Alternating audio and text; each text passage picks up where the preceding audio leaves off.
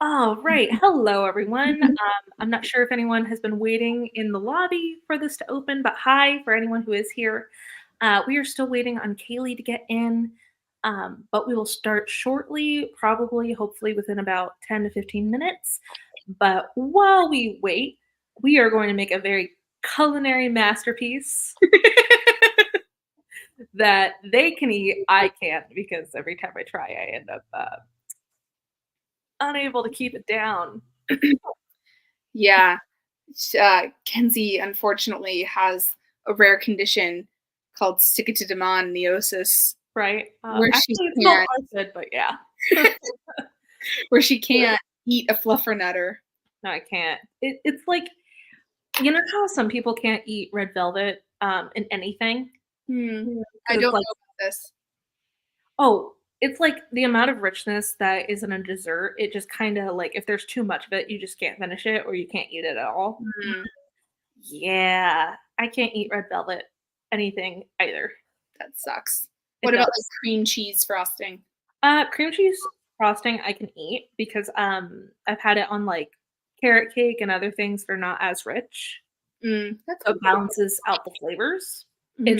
It's really like if the base and the additive are equally rich, no. You know what are you gonna do? You'll just have to live vicariously through us. That's pretty much done my entire life. Kaylee and my brother can eat a lot of things I can't.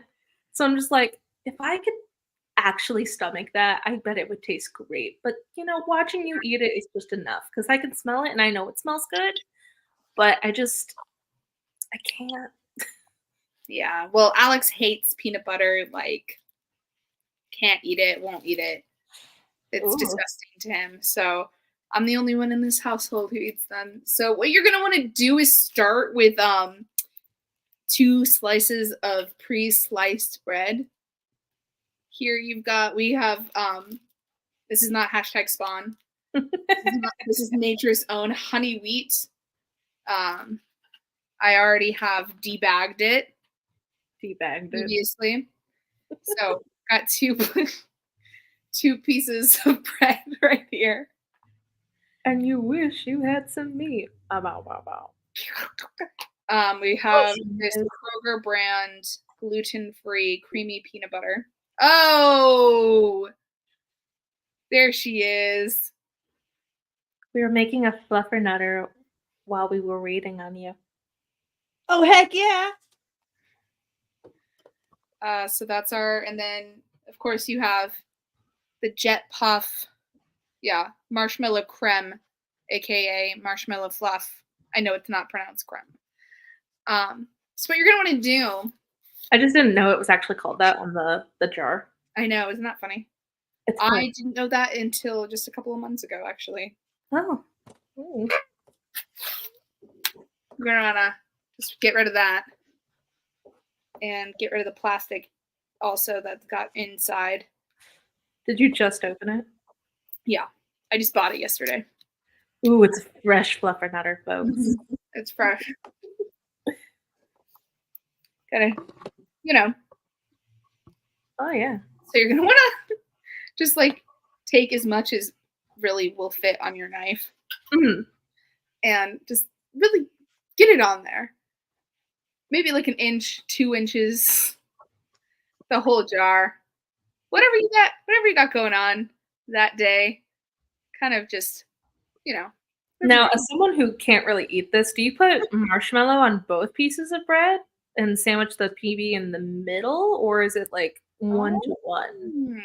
I personally, I do. Well, my sister too. I Mm. think she just does one side of each, but Mhm. the side with the fluff is definitely the dominant side. You gotta put more on this side because, like, who wants to just eat peanut butter? Not me. Yeah, I personally feel like it's a 1-to-1 ratio. Like that's where I'm at. Like it's a 1-to-1 ratio there. I guess you're healthier than me.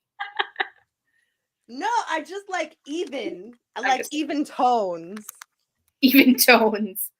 All right, so once you've got it, this is maybe a little bit less than I would typically. But it also has to deal with the fact that, like, I'm a monster who likes like, if I'm going for, like, delicacy, I'm a monster, and I really like the honey peanut butter.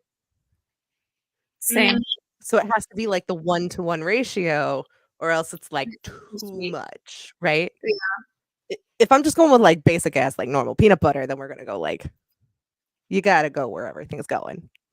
I think you could do crunchy peanut butter for sure with it, but here we have some It's also some good if pretty you add, like, bananas. Like, if you add, if you like,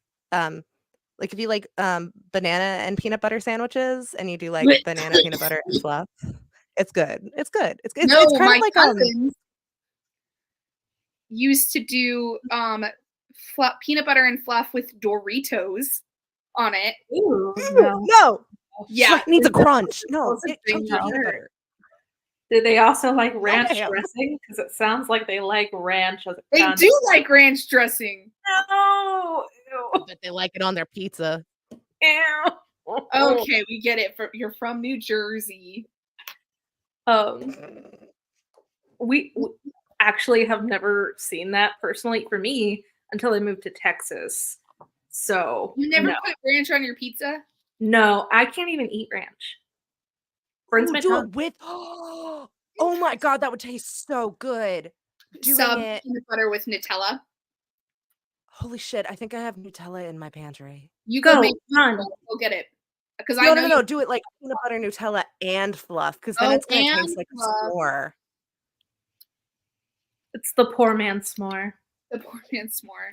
Fireless s'more. Um, Go get it, girl. It is the power is out, there's a hurricane, and there's nothing to do other than like kill your siblings. So I'm Kill your like, what we're gonna do that's not going to require opening the fridge? Let's make that. We need to go grocery shopping, and so Right? my kid is like, I do not want peanut butter and jelly for lunch, so she's been getting Fluffernutters for lunch. Because I'm No. like, you know what?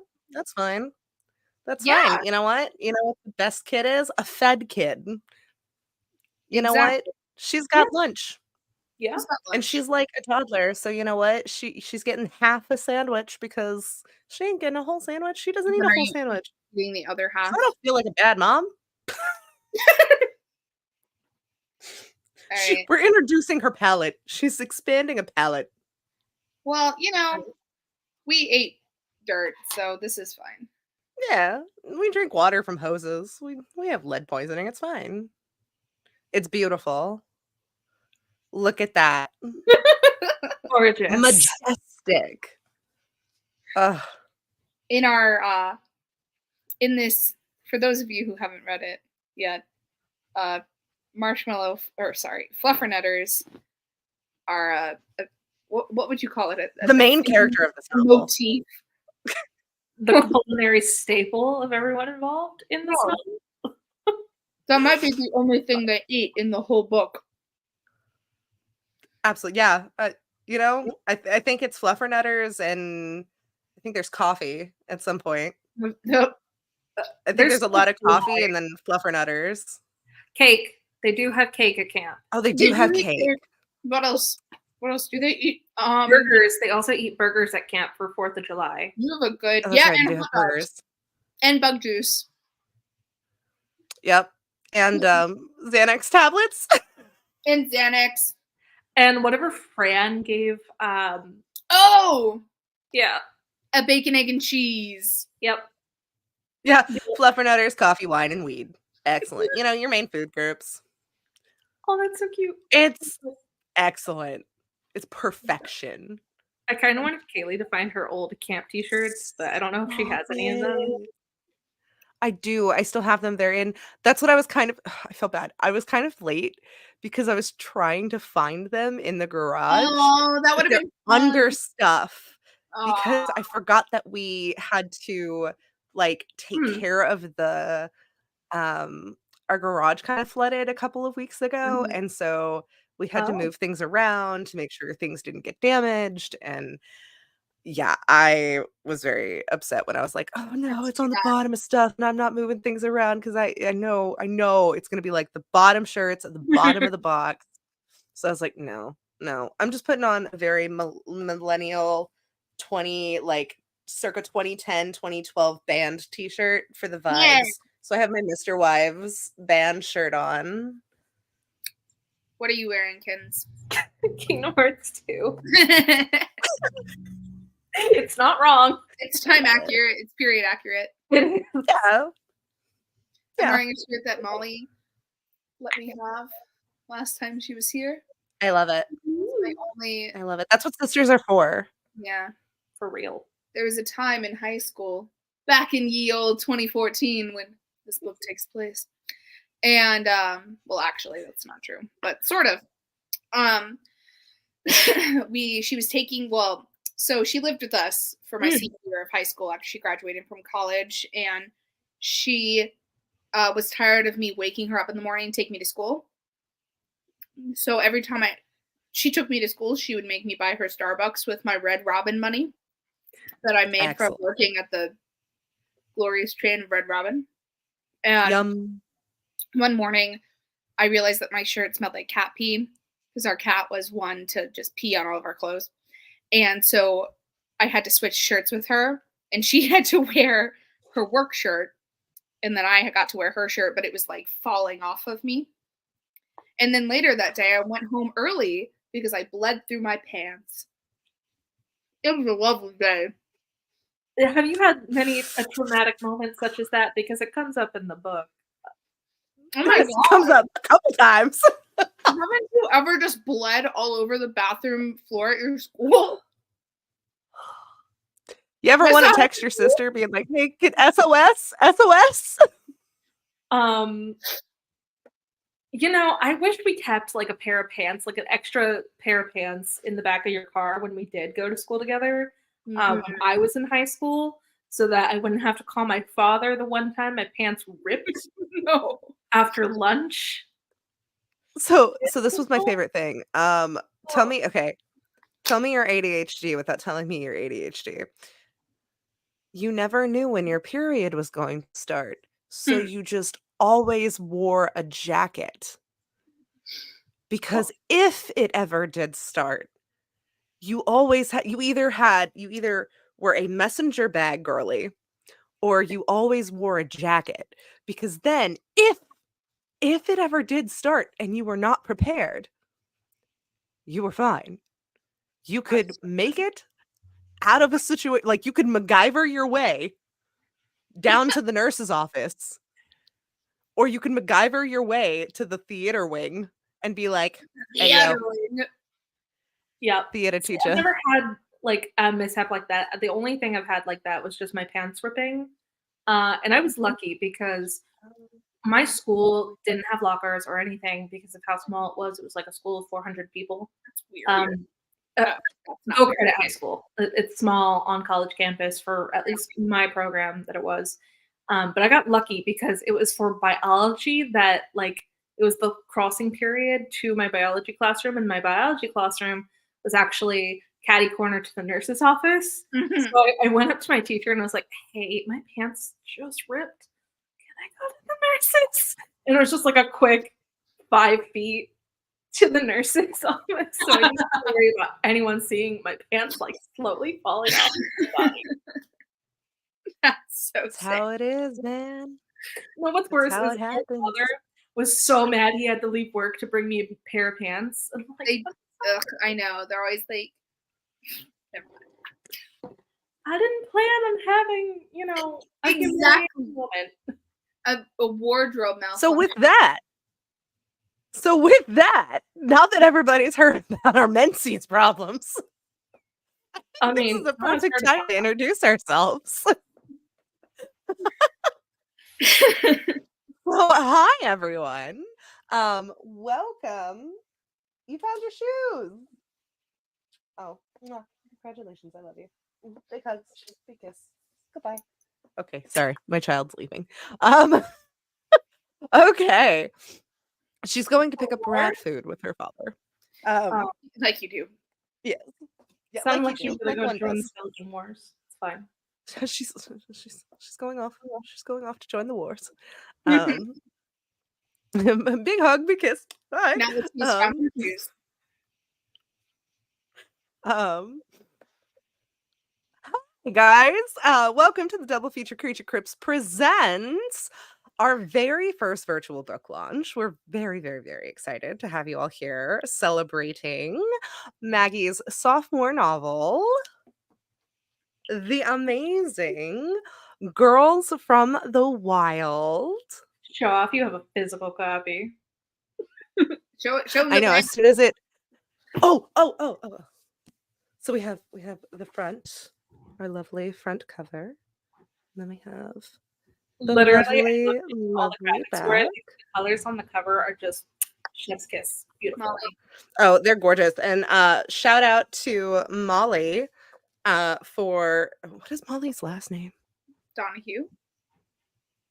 Molly Donahue. Shout out Molly Donahue. I follow her Instagram, so we're lucky that I remembered her actual human name and not her Instagram handle. Yeah, well, yeah, it's a weird name. No, I love it. But What are you talking about? Molly did the beautiful artwork for not only Girls from the Wild. Did she also do the weird also, I love that. Yeah, she did. Treehouse Trash Can Bug Bite, Molly's debut novel that came out last summer. Very, very cute. And just so the folks at home and Maggie can see this moment. I know. Look at that. Good together. Well, and we talked about them kind of being like little partner books, like in look. I know. Look at those. As soon as I'm not sure, I am going to buy physical copies. I'm just me too. So you didn't have a cat who had to like have her teeth extracted, so like I'm legitimately quite bored. That's fair. No, she just had a cat who. Oh, never mind. Hold on. We'll get there. She just. That was last year. Has another cat with other problems. So welcome. I am your host. I'm Kaylee. Yes! So Max is so excited to get my hands on Girls from the Wild. Absolutely.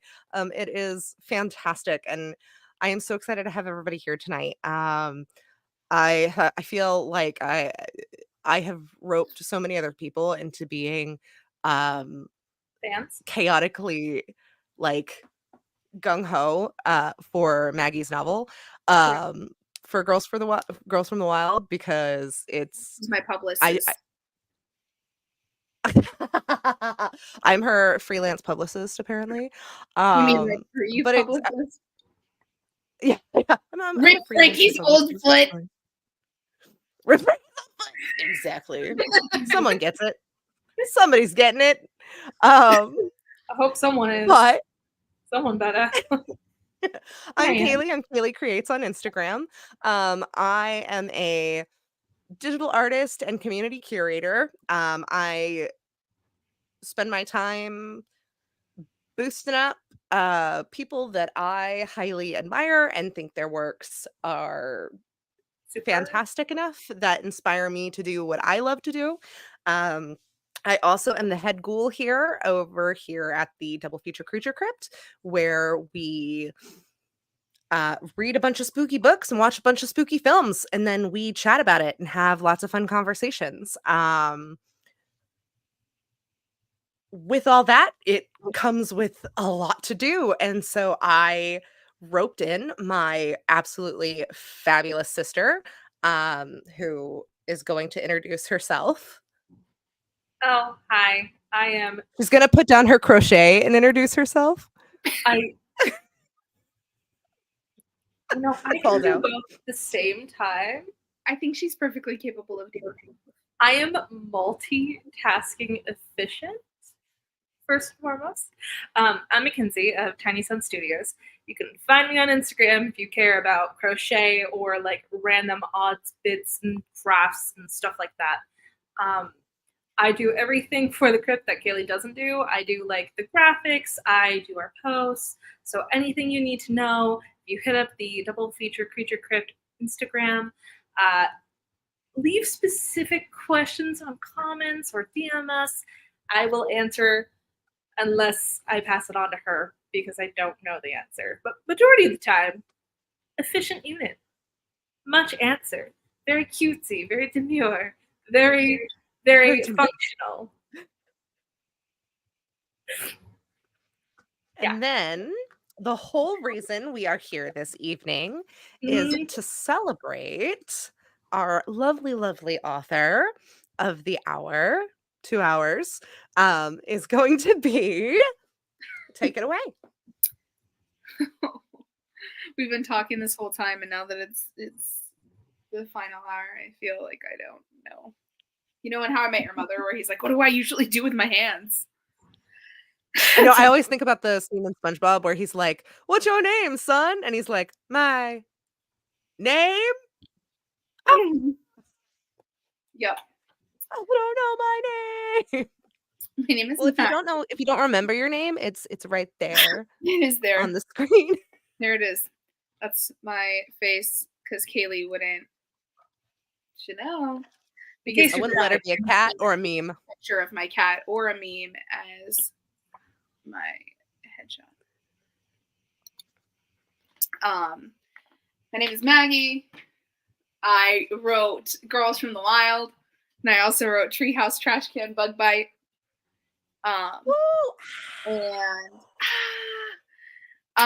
This is the second novel. It came out on Saturday. And today I've been lucky enough to catch the eye of Kaylee. Well, not today. I didn't. Wouldn't that be weird if today was the day that we met? Kaylee and I met a long time ago. We're internet friends, but it doesn't last year. We met exactly last year. Yeah. Sometime I was like it was like June or something. It was. We met last year because I ended up being weirdly obsessed with the artwork for Treehouse Trash Can Bug Bite, and it was about to come out. And I just had to read it. And so finally it dropped. And I was like, it's out there for real. And I was just super excited. And we just started talking because I think we realized we had the same taste in memes. And we just had like the same kind of we had the same kind of bizarre humor. Yeah. And I am a golden retriever human, and I don't care. I'll just send you, like, I'll just DM you. I have no like, I'm like, whatever, it's fine. Yeah. You're funny. I watch your stories. Yep. It's worth a shot. You could say no. It's the internet. I remember you, well, actually I didn't know it was you. But you had that It's All Grady Baby. Oh, yeah. And it was like kind of circulating the internet for a little bit. And I was like, I remember sending it to Molly, and I was like, look at this, isn't this cool? And then I, like, after like months later, like saw you again and then followed you. And then you messaged me and you were like, this book sounds so good. And I was like, oh yeah. And then I said something about, you were like, in the description it says a kid obsessed with garbage. And you were like, garbage like the band? That's right. No. I was like the 90s band Garbage, and you were like, oh no, like actual trash. And I was like, why is this even better? It's like, say more, right? And then me and Kenzie connected over VC Andrews. No, that's true. That's true. I feel like it was a little bit earlier than June than that you guys met, because we were talking about Flowers in the Attic earlier in the year of last year because it was keeping me sane when my husband broke his knee. Oh, then you're probably right. You're probably right. Yeah, because I was reading nothing. I was on the Wind at that point when you started texting me. Oh, well, then, yeah, I believe you. We just vibe. I was looking at my story graph. I was like, hold on. Inaccurate information. I was like, I read this book because I knew from the get-go, the dedication page, I was like, oh, I really do have to sit down and actually read Girls from the Wild because this is what we bonded over, and how can I not? We're big. Oh, It's yeah. a big VC Andrews house. Well, I mean, the house and flowers in the attic is quite large. I would So, hope it's big. yes. The big. So, yes, house. we are your hosts for the evening. Let's see. Hold on. Let's take a look at the comments real quick. We got some, woo, go Maggie, woo. We got, so proud of you, Maggie.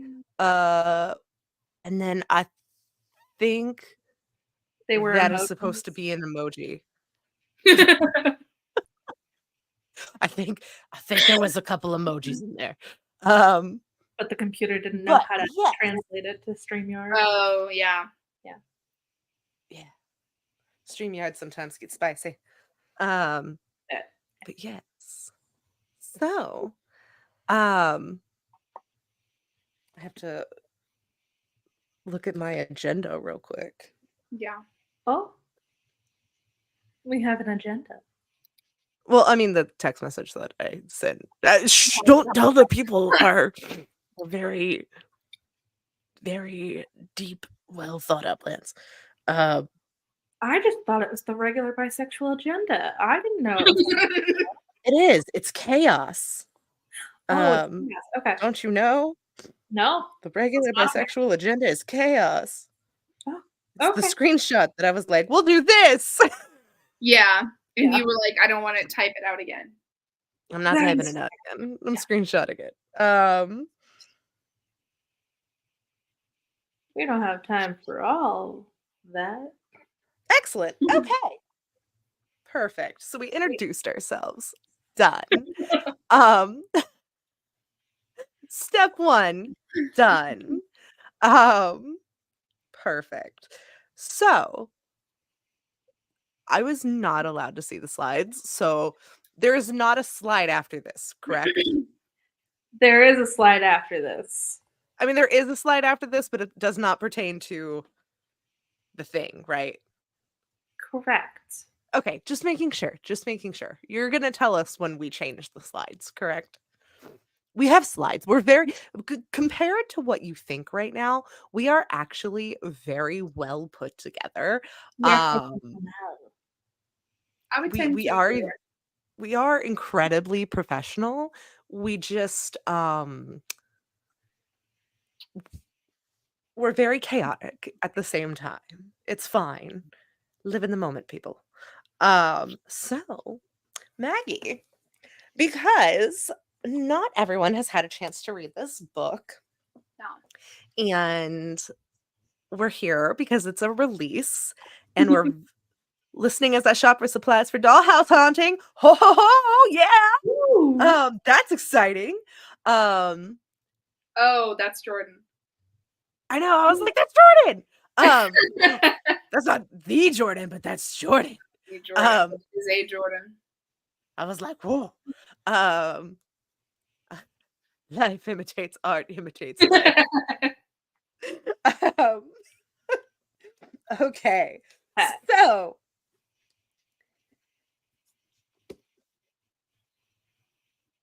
let's talk a little bit about Girls from the Wild. Yeah. So this is your sophomore novel.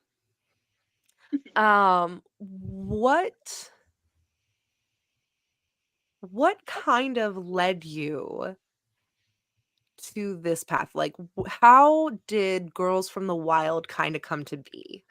Well, first before we start that, tell us a little bit of what Girls from the Wild is about. That's kind of like the place we need to start because people might not know yet. Yes. So Girls from the Wild is sort of a period piece, honestly. It takes place between the years 1995 and 2014. It is about 3 children being raised. It's a period piece, no big deal. Being raised by 6 people, 3 couples. Each couple decided to have 1 kid of their own so they could all co-parent them together. They all live on the same block. They do everything together. And it's really about how that like intense enmeshment, like this dynamic entanglement causes the kids to be truly unwell, but in ways that maybe you might not expect. And then we meet, or the kids meet, a girl named Jordan on their first day of high school, who kind of introduces for the very first time to everyone in what they call the clan to the idea that maybe this isn't like a super healthy dynamic that they have going on, and it's very confusing and weird. And then everything kind of like unravels from there.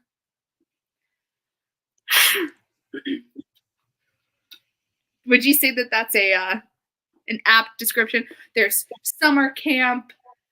There's romantic relationships that are maybe reminiscent of the ones that you may have had in high school and, between the years 2010 and 2014.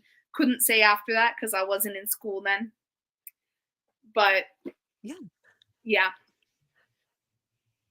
Okay. So what was it in particular that what was it in particular that drew you to wanting to write about these particular topics? Like, what was it that you were like, it takes a village to raise a child, but like, what was it about that kind of ideology that you were like, hold on, this?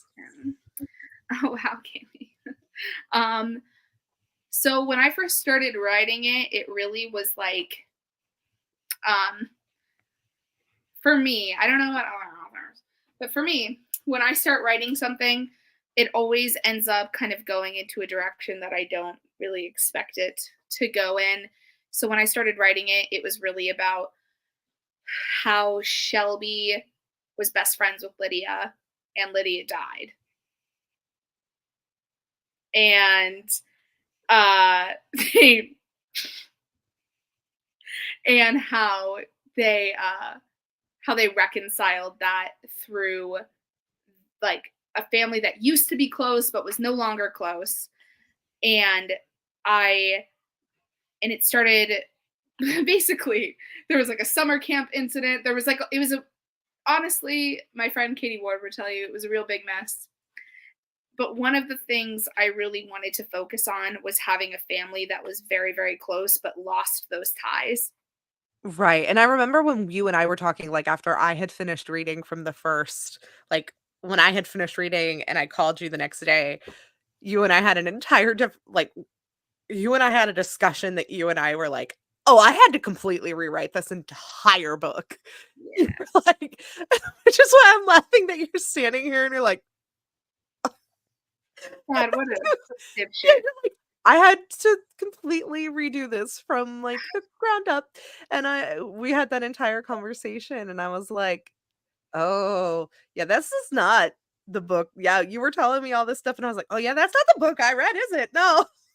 Yeah. Well, yeah, there was like it because also, I mean, all of my favorite kinds of like media are like stories about people who, like, if you zoom out just a tiny bit, you're like, this is not awesome for these people to be this close.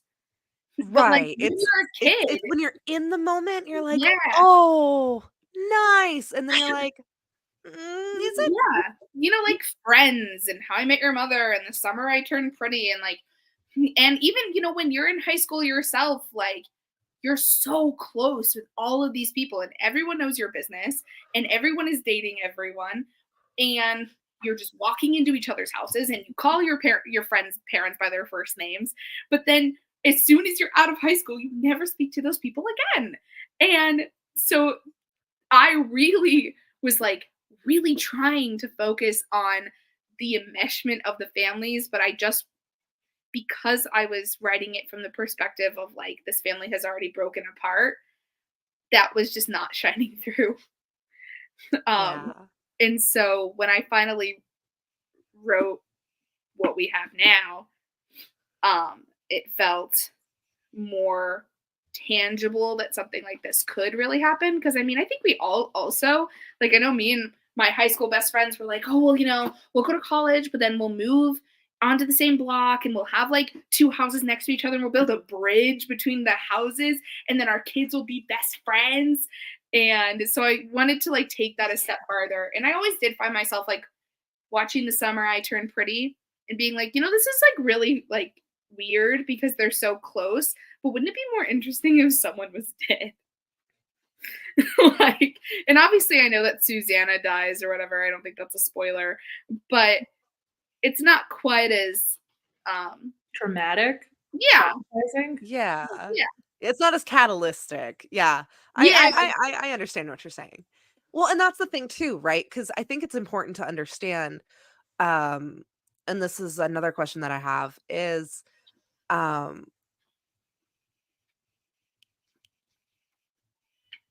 something that I really admired as I was reading. You are so good at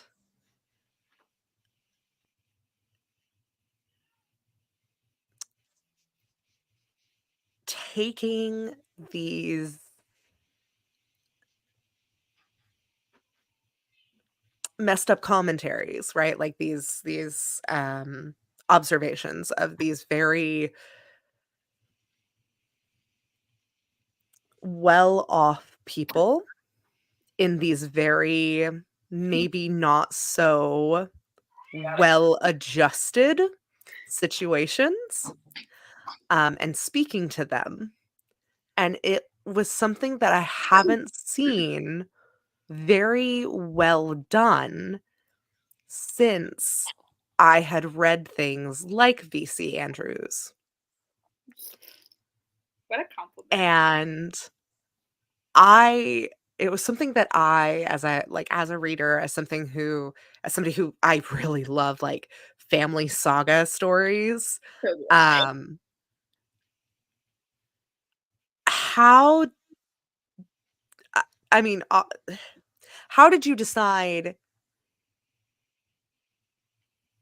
How did you make some choices as you were writing between the difference of, well, I could go this route of being like VC Andrews and being like, well, I could just be, I mean, I love VC Andrews, and you could be problematic. You could just be like, well, let's just do these things and not really speak to them and be like, yeah, it was the times. It's fine.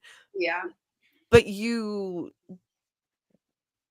do something that I think is very admirable with the writing, and it's you set nostalgia very well.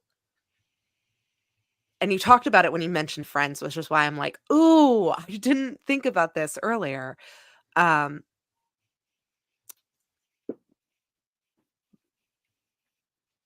but you do a very good job at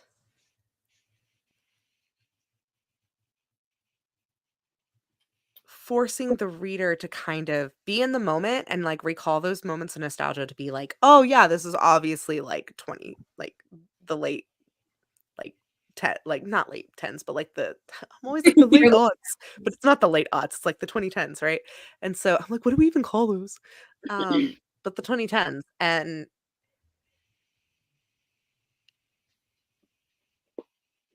but very you do a very good job of subliminally being like, "Mm, mm." And so what were some things as you were writing that were, like, maybe some non-negotiables for you that you were like, as growing up being a VC Andrews reader, you were like, "I loved her. I loved this, but I would not do this. Like, this is a sin for me. Like, this is." I think that's the question that I'm trying to make sure gets formulated out loud. I'm like, "What is?" Yeah, like, what was your lines? Like, what were your lines? Because I know a lot of the times when I talk about this book, I'm like, "Oh my god, were you a VC Andrews girly? Were you an Elizabeth Chandler girl?" And people are like, "Yeah," and they're so scared, but I'm like, "No, no, no, no, no, no, no. Don't be scared. Come here. Don't run away. This is for us. Come here. Yeah. Come here." I was really scared to read Flowers in the Attic. I always had like a peripheral knowledge of it. I didn't read it until last year for the very first time.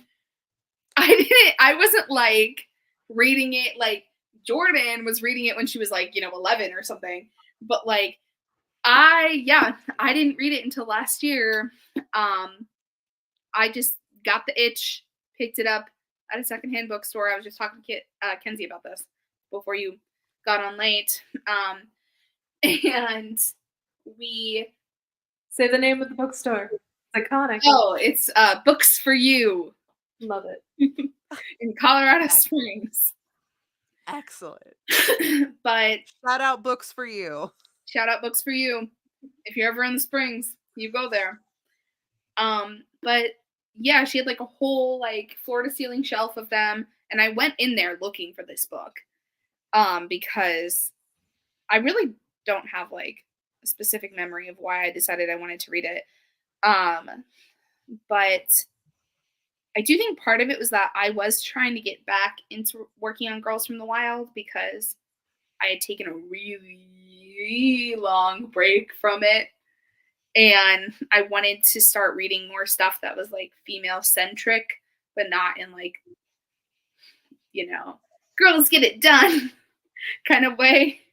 Shoehorn empowerment. Yeah. So when I read it, I literally was reading it like in my bed with like Alex asleep next to me with my phone flashlight, like under the covers. Like I was reading it constantly. I loved it so much.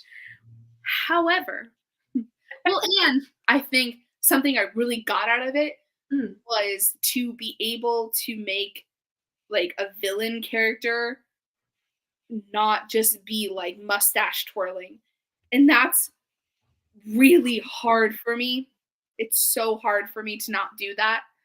And Katie and I talked about this for, fucking like a year about her being like, I like Cole, but I feel like he's a little too evil. And the mom in this book, because we're seeing it through the lens of the kids, is so hard to read. But when you're an adult and you're reading it, you're like, well, it doesn't really matter what she's going through. She shouldn't be locking her children up in a fucking attic, right? But the children, they're like, well, she has her reasons and we're believing everything she says and blah, blah, blah, blah. So I took a lot of that for like the younger perspectives of the kids and even like for the teenagers, because when I look back on shit I did when I was 17, I'm like, I can't believe I let myself get treated that way. That's crazy. But as far as lines go, I don't know. I think honestly, this wasn't necessarily a line for me until, again, Katie Ward, until she read one of my drafts and she was like, the essay in it is a little too much. Like, it's a little too explicit. And I think it's constant. And I was like, yeah, that's, because for me at the time, I thought that was like the main horror of it.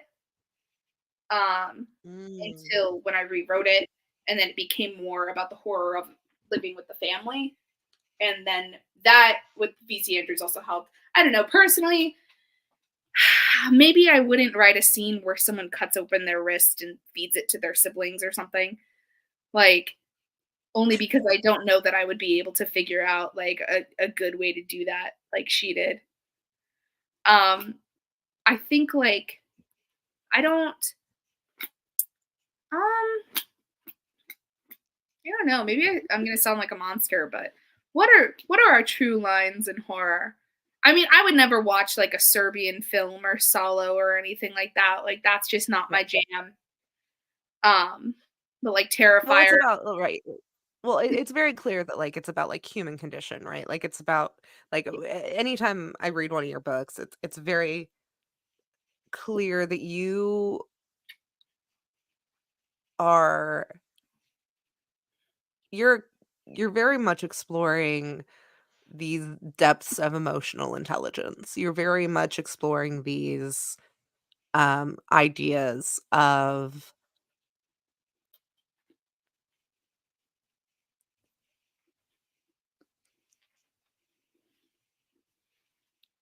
And I know this is something you and we've talked about before, is you have a hard time trying to decide where do your books lie, because the content within them is either too old, like you've been told that it's like too old for young adult, or Yeah. it's too, like, the characters are too young for, like, Adult fiction, just yeah. generalized, like, adult fiction. And I think that in itself is so, and like, insane to me, um It's the worst because literary trap ever. it is. It Let's is, call it really is, because the characters you write are so incredibly well nuanced, and deep. Like, they are so well developed, um,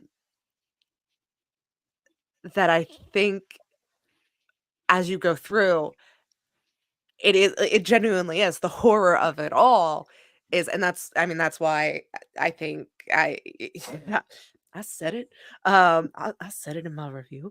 I think you're one of the best voices to come from the family saga and horror genre since VC Andrews, because of how rich and deep and nuanced you are in the development of these lives. And, like, even with Treehouse Trash Can Bug Bite, you make them so rich, and you do take your readers into these places. Um, and I'm so excited for everyone to get to, like, read and then reflect, because that's the other part of reading, right? Is reading is an act of empathy. And so as you read, you kind of have to sit in the milk a little bit, and you read and you're like, "Oh no." Oh. Mhm. Well, and I think like Mhm. I really wanted to write a story that like truly encapsulated the the 2010s high school experience. And I mean, I think me and a lot of my friends, we were definitely, I mean, I wouldn't say we were like necessarily cool for sure. Like, we were in theater, I was playing music, like it wasn't anything that I would look back on and be like, man, those kids are really cool. But um definitely not. I mean, at least for me, I know like for me, my parents were definitely not like checking in and being like, how's it going with your high school boyfriend who yells at you? You know what I mean? Like Right. there was Right. They're not like horror movie parents. oh Right, they're my not like horror movie parents where they're like, not just like, "Hi, we're gonna go to the Poconos for the weekend. See you in 64, like, months." Like, they're not like that, but they're also like, "Hey, maybe I'm not gonna ask questions I don't want the answer to." You know what I mean? Which yeah. I And I it's kind of think like, a if lot I of them protect me, I'm protecting you kind of questioning. And you're like, yeah. But maybe it doesn't work like that." But you don't know that till much later in life. Yeah. Well, and like, on the internet, a lot of people like it's really weird to see people like romanticizing like going to school in 2014 type of thing where it's like, oh my god, what are you talking about? Like it was truly so heinous. Like I don't know. I mean, and again, I'm not in school now. I wasn't in school between now and when I graduated, so I don't know what it was like. Um, but I there, do. there were not a lot of I'll be Kensikas. the first one. I'll be the first one to tell you, look, high school, I feel like Bowling for Soup said it really well. High school just never ends, but also high school never changes. High school Uh-huh. is always True. just as shitty, like, The for entirety of every generation. here. High school And never.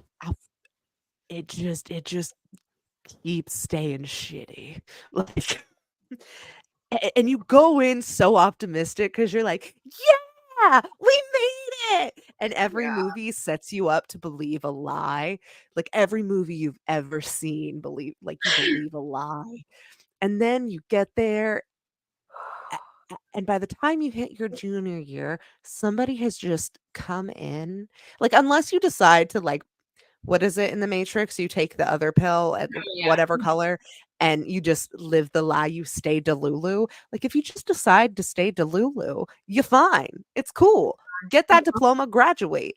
But if you, like, follow Neo, by the time you hit junior year, baby, that blue pill all of a sudden turns into Xanax and Prozac Nation. And Yeah.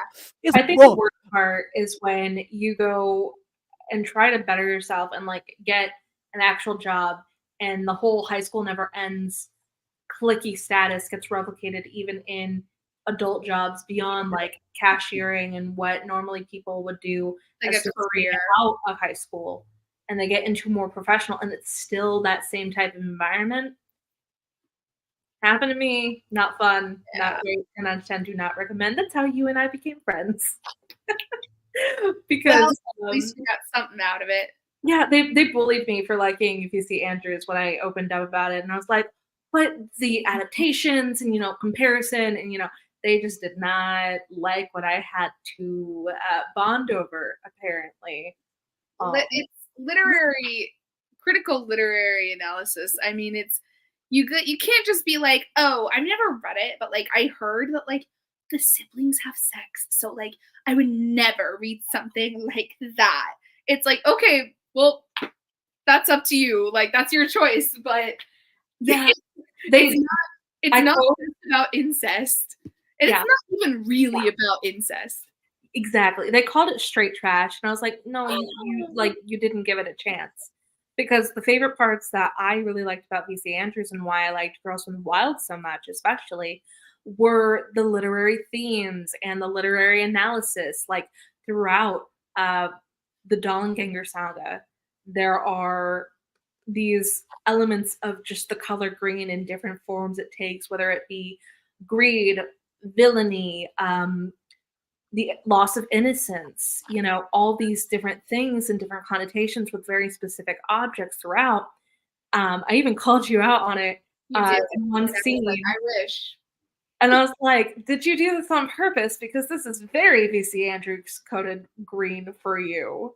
And she's like, no. And I'm like, take credit anyway, because this is just absolutely perfect. Well, that's what art is all about, baby. Exactly. I'm like, no, this is what I want to talk to people about versus, the overarching impression that they get from things like this. And so when you were heavily defending this point within your own novel on why it should be on curriculum for, our main cast, I was like, exactly. Keep on shooting. You were right on target. It's immaculate. And when I wanted to put in my review of your book, I wanted to keep out because I wanted people to read it and let that opinion form for themselves. But if I were more explicit with my review that I had put on Goodreads and Storygraph, I would have been like this entire scene. This is the heart of the book. Okay, so I have 2 final questions for you before we move into the rest of our future presentation. Try to keep it brief because we've got some trivia. Mm-hmm. Yes. So we're gonna I have 2 final questions for you, and then we'll let you do your reading, and then we'll have trivia. So first question: if you could pick some books to go along with Girls from the Wild, some like shelf companions, what would you choose? Oh, well, I would choose Flowers from the Attic by VC Andrews, obviously. What else? I would choose. Oh, Jesus Christ, Kaylee. Could have given me like a pre-interview heads up. You could have done the second question. Other novels. The second question is very similar. It is movies. Oh, okay. Well, that one's so. The Parent Trap. Oh, definitely. Camp. Excellent. Oh, that's what I pictured. Can't Bangor. How is it pronounced? Bangor. Yeah. Okay. That's how exactly like those cabins, that entire portion of the Parent Trap. I'm like, that's exactly what I pictured. That's exactly correct. For books, My Best Friend's Exorcism. Okay. Petals on the Wind. That's cheating. No. It's cheating. Is there like a certain number I had to hit? I mean, there was. I said 3, but I will. Okay. That was 3. And that was 3. The Southern Book Club's Guide to Slaying Vampires. A sequel and a sequel. I was about to say, I was like, oh. And Maggie's here for the legacy. Yeah. Okay. And the third, let's do a horror movie because Camp and Parent Trap are not horror movies. But when you think about it, from the perspective, it could be. It could be, especially Camp. Yeah. My favorite is there's a meme currently going around. Oh, Miller's Girl. It's popular so often. And so there's one that I saw this week where it's like, when you really think about it, The Parent Trap from the dog's perspective is probably a horror film. Horror movie. Sandy. Yep. This changeling child. Yep. Mm-hmm. Totally. So my liquid death almost came out of my nose. Please don't do that. That's not fun. Ugh. Much. All right. So, with that being said, we have a little treat for you this evening. Oh, unless this is a trivia question, that's a lie. I have one last question. Unless this is a trivia question. Would you like to tell our lovely listeners what the C in your name stands for? Not a trivia question. The C in my name stands for cantaloupe. It's a terribly uninteresting tidbit from when I was 13. I got a birthday card from my grandma, and my cousins were with me, and she had written in it like, Maggie, you're such a beautiful girl, or you're one beautiful girl, or something like that. And I was like, what does that say? Does it say you're a beautiful girl? And my cousin goes, no, Maggie, it says you're a beautiful cantaloupe. And for some reason, I really just fucking held on to that so tight. And it was my middle name on my Facebook forever. It was on fucking Facebook. I used to write it on some of my school papers. Like, the real question is, did you also put it on your MySpace or any of your other? I probably put it on MySpace. I would sometimes just do like random little stupid things. Well, for a long time, my little MySpace thing, because you know how it didn't always have to be your name. It could be like literally anything. For a while, it was, and so the lion fell in love with the lamb. That was also my text signature for a long time. Trash. Product of the time. I love it. Stupid man. What a sick mess. Okay. Side note, if your book ever got turned into a TV show or a movie, would you want it to be filmed with like the blue filter from Twilight? Well, considering this does not take place in Washington, I don't think she's allowed to use that filter. Only for movies that take place in Washington. But here's the thing. Like, up until like the climax of the book, it could be like all rosy, all sunny, all these like bright, beautiful colors, and then blue filter. That's filmmaking, baby. I'll tell my husband to do it. He's a screenwriter. Do it. I would. There we go. I would like to know if this ever gets adapted. Love first. Wouldn't that be beautiful? Like maybe Greta Gerwig takes on horror, or Sofia Coppola, or Mary Herron.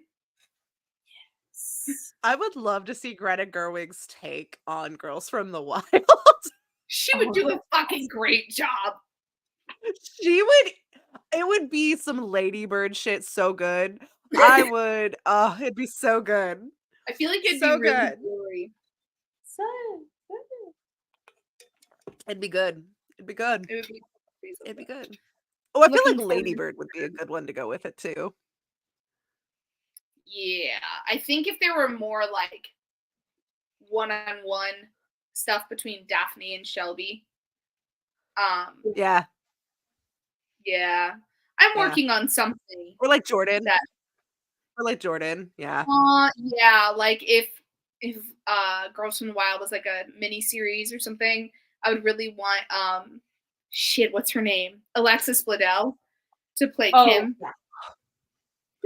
Ooh, good. Wouldn't that be so cute? Excellent. Perfect. Mother. Alrighty. So now I had to stop myself from using my names for you. I had to stop myself.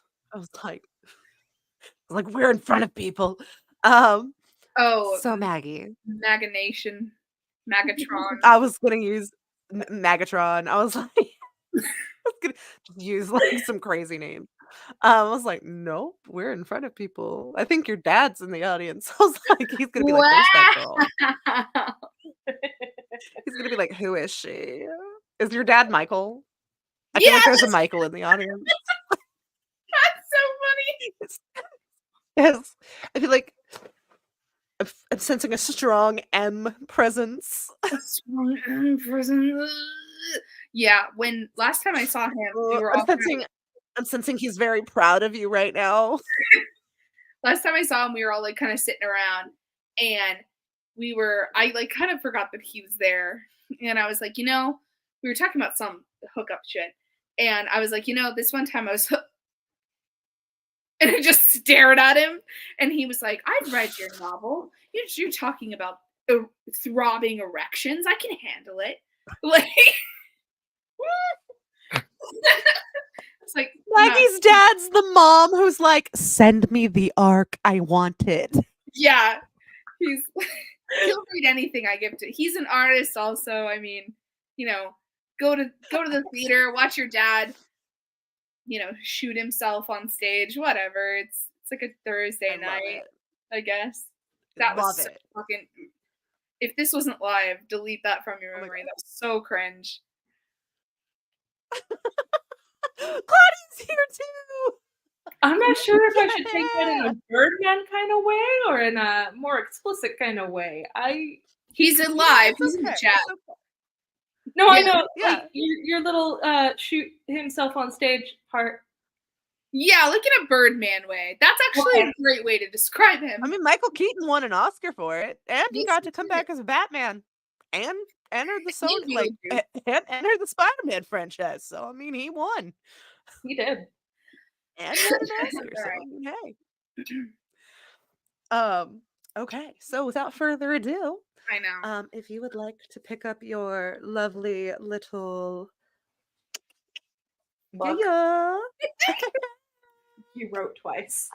It's amazing. There we go. So if you want to tell us a little bit about the section that you are going to be reading, and then just let them know kind of a little bit where, a little bit how far into the book it is, and a little bit what it's going over, and then we'll let you get started. Beautiful. So this proof that I have doesn't have page numbers on it. So Kaylee, what page is it? Yes. So in the physical book, it is going to be pages 94. Nope. Yes. Yeah. It's going to be pages 94 to 112. All right. And then if you are following along in an e-copy, it is going to be I believe it's 79 to 94. She's all over it. All right. So this is, we have just met our fourth kid. Her name is Jordan Adler. It's her very first day of high school at Somerset School for Girls. And this is when previously, before we meet her, we've really just spent time with the clan. So we've gotten to know Shelby, Cole, and Lydia and their parents. So now we're spending time with Jordan, and this is her first day of high school where the clan also goes to school. Surprise! All right, time in. Ready? All right, September 7th, 2010. Jordan felt like her lungs were being polluted with the amount of perfume and body spray she was inhaling. She decided they must not enforce the no perfume rule and would wear some tomorrow. The entrance to Somerset had 5 doors, but all the girls, including Jordan, had chosen to enter through just one. As she did, she felt like cattle being moved forward not by her own feet, but by the constant motion of the girls surrounding her. When she got into the front entryway of the school, she was pushed and shot forward, tripping over a lip on the floor and stumbling for what felt like 10 minutes instead of seconds, failing to catch her balance. She fell once more and smacked into the bony back of a tall girl. As quickly as she could, with her cheeks turning red and her coffee shaking in her hand, Jordan straightened her spine and braced for the girl's reaction. When she turned around, Jordan saw a smiling face on a girl with a button nose, freckles sprinkled across the bridge, bright green eyes, and soft-looking chestnut hair that was pulled caringly into a bun at the base of her skull. Jordan smiled back, although it was tentative. "I am so sorry." The girl laughed and reached out to touch Jordan's arm. "It's okay. It's a total madhouse in here, isn't it?" Jordan let herself smile, for real, and allowed her spine to slope downward. "Yeah, sorry. I didn't mean to hit you. There's a lot more going on than I thought there would be. I'm Jordan Adler." The girl giggled and extended her long arm to grab Jordan's hand from down by her side. She shook it wildly and said, "Hi, Jordan Adler. I'm Shelby Shipp." Jordan thought it was weird that Shelby Shipp shook her hand. She couldn't remember shaking the hands of any of her other friends when she first met them, but she kind of liked it. "And this," Shelby turned to gesture to a dirty blonde, "is Lydia." Shelby let go of Jordan's hand, and she noticed that it ached a little. She'd been holding on so tightly. "Hi," Jordan said with an awkward little wave. "I'm Jordan." "Hi, Jordan, I'm Lydia." "You didn't go to Richards, did you?" Jordan furrowed her brow. "Richards what?" Shelby and Lydia cackled at the same time, in the same timbre, at the same volume. "Richards Elementary School," Shelby said. "She looks familiar, doesn't she?" Lydia asked Shelby, looking up at the girl who was half a head taller than her. Jordan studied both girls' faces. They didn't look like they shared the same genes. Lydia's nose was wider, and her complexion was paler than Shelby's. Lydia had dark brown eyes, and Shelby's were green. Their height wasn't the same either, but still, Jordan couldn't help but see them as siblings. They both stood leaning into their right hip. Both were wearing the same black leather backpack, and they almost had the same smile, but Shelby's was a little bit wider. "She does, but you know who I think you're thinking of?" Shelby said. "Oh," Lydia said. "Rebecca Cordicelli," they both exclaimed. Jordan took a half step back. "She totally does." Shelby turned back to Jordan. "You totally look like this girl we went to elementary school with, but you're much prettier." Jordan's first response was to say thank you, but then she realized she didn't know if this Rebecca girl was so ugly that being prettier than her was easier than being better at math than an infant. So she just smiled and said, "So, what first class do you guys have?" Again, almost as if the movements had been rehearsed for months, each girl furrowed her brow, reached into the pocket of her blazer, and took out a folded schedule. "I have rotation 1, first class is honors English with Mrs. Barnes," Lydia said. Jordan frowned. "What about you?" she asked Shelby. "Rotation 2, honors world history 2 with Mr. Clark," Shelby said. Jordan smiled. "Me too." Shelby smiled back. "Great, we can sit together." "Ugh," Lydia groaned. "No fair." Shelby stuck her tongue out. Loser. When the bell rang, Lydia and Shelby held hands and drifted apart slowly, their fingertips reaching out for each other as they shouted, "I'll never let go, Jack!" Finally, they each turned their backs on each other, and Jordan got out to walk to her first class with Shelby, who walked backward to face Jordan. So, are you from Hilltown? Hilltown? Jordan said. Yeah, I mean, it's officially called Hilltown, but we call it Helltown because it's hell on earth. She laughed, and Jordan could tell she was waiting for her to also laugh. So she did a little bit. It is very boring here, Jordan told her. Tell me about it. So, anyway, if you're not from here, where are you from? Boston. Just moved here in July. How come? Jordan shrugged. My mom was ready for a change. A change from what? Living in the same house that my dad died in, I guess. Shelby stopped, and her back hit a bank of lockers. She reached out and pulled Jordan to stand with her. Your dad died? And Jordan looked down at her feet and nodded. When? Shelby asked. In January. Jordan noticed that the floors of this school were made out of an old dark yellow wood. The floors at her middle school were all gray and red tile. She'd never been to a school that had wood floors before. She looked up at Shelby, who looked deeply sad. I'm really sorry that happened to your family, Jordan, Shelby said, and gave her a tight hug.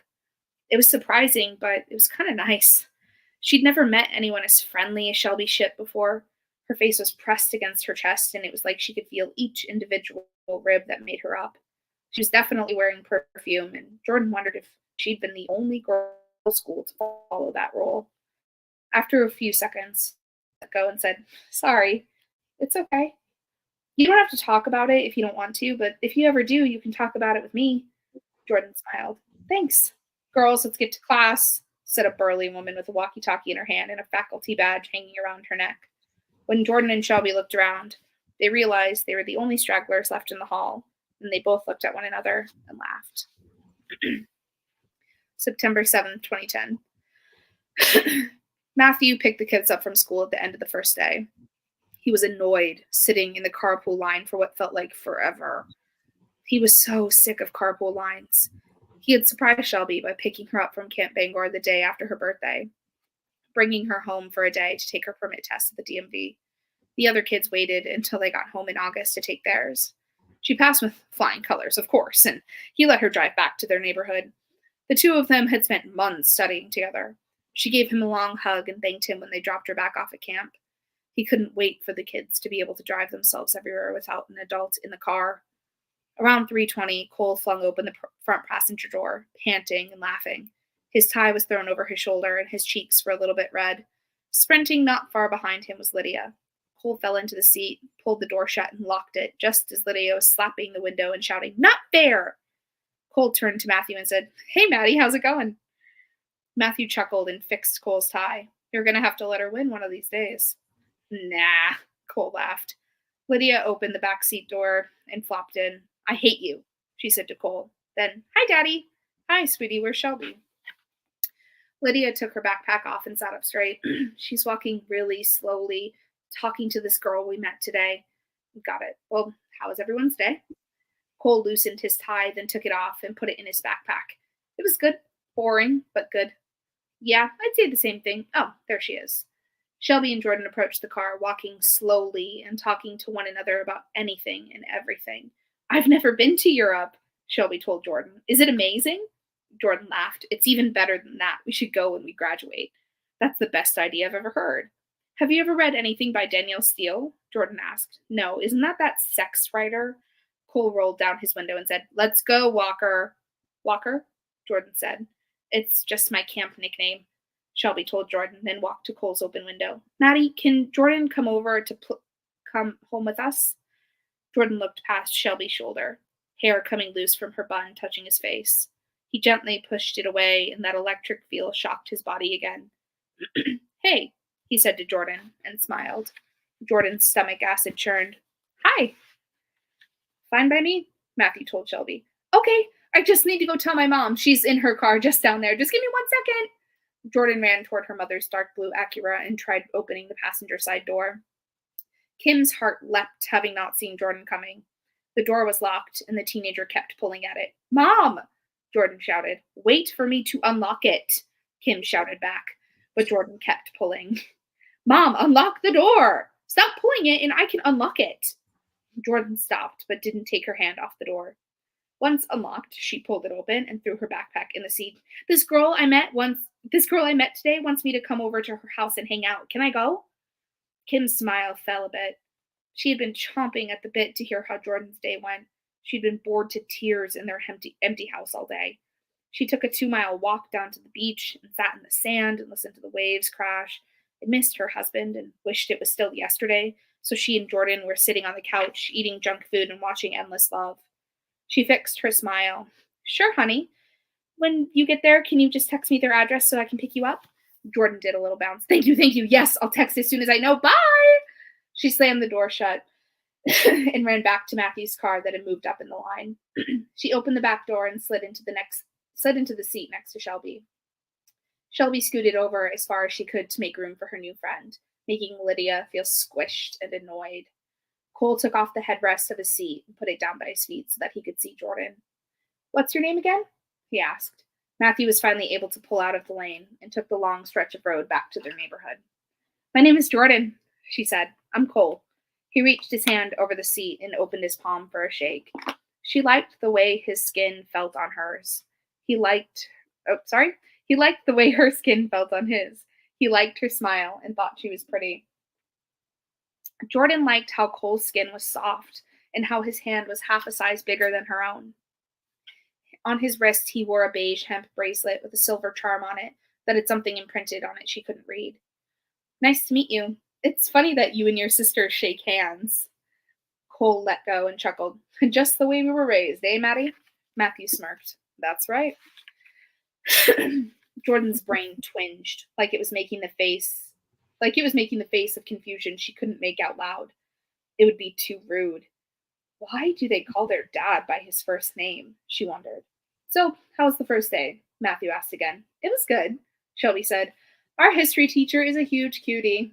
Ew, Lydia laughed. You're so gross, Walker, Cole said with a sneer. I guess he's cute if you like 40-year-olds, Jordan said. What's wrong with 40-year-olds? Maddie is in his 40s, Shelby said. Shh, Matthew said, putting a finger up to his lips. That's supposed to be a secret. He winked at her in the rear view. Jordan studied Cole's face. She thought he looked enough like Shelby to be her brother, but she was starting to wonder if maybe Lydia was adopted. At lunch, Jordan asked Shelby if she and that girl from earlier were sisters, and Shelby said yes without any thought. Are you in a grade above us? Jordan asked Cole. He smirked and looked at his sisters. See, didn't I say I looked older than you guys now? Lydia rolled her eyes. Shelby laughed. No, Cole is 15 and in 9th grade just like us, Shelby told Jordan. Oh, so you guys are triplets? Jordan asked. Everything was sort of clicking. She knew it was possible for 3 people born in the same womb to look drastically different, even if 2 of those kids were the same gender. Fraternal twins, she thought. All 3 kids laughed. Matthew even snickered a little bit. No, Cole said. We're not triplets. Jordan felt confused again. How are you all in the same grade then? She thought about it some more. Irish twins? No, they wouldn't all be in the same grade. Unless one or more of them started school later? What the hell? Jordan waited for more explanation, but none came because Matthew was pulling into his driveway and putting the car in park. Oh, you guys live super close to the school, Jordan said, but everyone ignored her as they unbuckled and got out of the car. Come on, Shelby said and offered a reassuring smile. Jordan opened her door and got out. The smell of salt water was present everywhere in Hilltown, but it was particularly strong in this neighborhood. She followed the kids and Matthew in through a 2-car garage that was filled with cardboard boxes, all labeled with bold black Sharpie lines. They read, The Kids' Clothes, 6 months through 3T, Kids' Books, Photo Albums, Kids' Medical Records and Birth Certificates, Camp Bangor, etc. The boxes were so neatly stacked and organized that they almost looked as if they were fake, like some 3D print pressed to the wall. Matthew opened the door leading into the house, and the kids all followed behind him. We're home, he shouted. Jordan could hear a flurry of voices and music. 3 a.m. by Matchbox 20 played. Her mom loved that song. Once she was finally in the house, Shelby grabbed her hand and said, Want a snack? She brought Jordan over to the fridge and opened it. Inside, she pulled out a produce drawer that had her name labeled on it. There was a 6-pack of Trix yogurt, a half-full bag of white chocolate chips rolled closed with rubber band, a few loose Capri Sun pouches, and a handful of string cheese sticks still in their clear plastic wrapping. Sure, Jordan said. Shelby handed her a Trix. Do you want a spoon, or do you just want to squeeze it into your mouth like I do? Shelby smiled as she opened her yogurt. I'll just squeeze it. She giggled. Before she closed the fridge, Jordan could see the drawer beneath Shelby's had a label on it that said Cole. Jordan wondered if this was what all siblings were like. She didn't have any of her own, so she could only infer from books and TV what the dynamics could be. But were they all really so bad at sharing that they each needed to have their own marked drawer for their snacks? Jordan stepped off the side of the kitchen island and sat down on one of the tall white stools to eat her yogurt. Cole took off his blazer and threw it over a chair at the kitchen table. When he headed to the fridge, he pushed Shelby out of the way, and Jordan watched as he gave both sides of her waist a squeeze. Shelby yelped and said, "Don't do that, you big dick," and hit his shoulder playfully. Ew, Jordan thought. As she was opening her yogurt, 6 adults, including Matthew, came barreling into the kitchen. Of the women, there was a tall redhead wearing a thin white t-shirt, a pair of light blue Levi's, and her feet were bare, a brunette whose hair was so dark it almost looked black, wearing Adidas shorts and a teal shirt made out of that stretchy athletic fabric, and a dirty blonde wearing a yellow sundress, no bra, tan lines on her shoulders, bare feet, and 2 silver anklets on. The men that followed were just as enthusiastic to see the kids as the women, which Jordan found surprising. Her father was very kind and silly in private, but extremely stern and quiet when surrounded by other adults. A man with hair that was working hard to become completely silver approached Shelby and wrapped his arms around her. She giggled and put her yogurt down on the counter. A man with choppy brown hair and a mountain man beard grabbed Cole by the shoulders and shook him lightly before they hugged, and he gave the boy a kiss on top of his head. The man who drove them home, Matthew, sat in the kitchen chair where Cole had draped his blazer. "How was the first day?" the gray-haired man asked, releasing Shelby from the hug, but keeping a hand on her elbow. The kitchen had become very full very quickly, and she could tell that no one noticed she was there, so she quietly slurped up her tricks and just watched them. She was realizing something and felt stupid that she hadn't figured it out before now. Cole, Shelby, and Lydia were not siblings. She thought cousins, maybe? All of these adults were the kids' parents, who she assumed was Lydia's father since he hadn't hugged anyone. Her brain twinged again. It was a little weird that they would say they were siblings when they weren't, and that Matthew would go along with it in the car. In Jordan's experience, adults didn't usually lie along with the kids. The woman in the yellow sundress approached Lydia, who was still lingering around the garage door. She grabbed the girl's face between both hands and squeezed. The woman whispered something to Lydia that Jordan couldn't hear, and then Lydia said, "No." The woman laughed a little, then brought her ear to Lydia's mouth. Lydia put her hand over her words and whispered back. The woman shook her head and said, "Don't be silly." The woman in the Adidas shorts sat down next to Jordan, but still didn't seem to notice her as she spoke to Cole. "Where's your tie?" she asked him. Cole rounded the island to get closer to Jordan. He winked at her and leaned forward on his elbows. He ran wriggly fingers through his hair, then shook his head back and forth. "In my backpack, Mom." "So," the redhead woman exclaimed and put her hands on her hips, "how was the day, everyone?" As she said this, her eye finally caught Jordan's, and she shook her head like the girl had just appeared in a puff of pink smoke. "Oh my goodness." The redhead scurried around the island, past the kids and Cole's mother, and placed her hand on the side of Jordan's stool to spin her around. "Who are you?" Daphne said with a smile. "Oh, Daphne, this is Jordan. We just met her today," Cole said. Jordan looked over at him, and they both smiled. "It's nice to meet you, Jordan. I'm Daphne Shipp." She reached her hand out for a shake, and Jordan held back a laugh. "Hi, Mrs. Shipp. It's nice to meet you," Jordan said as she shook her hand.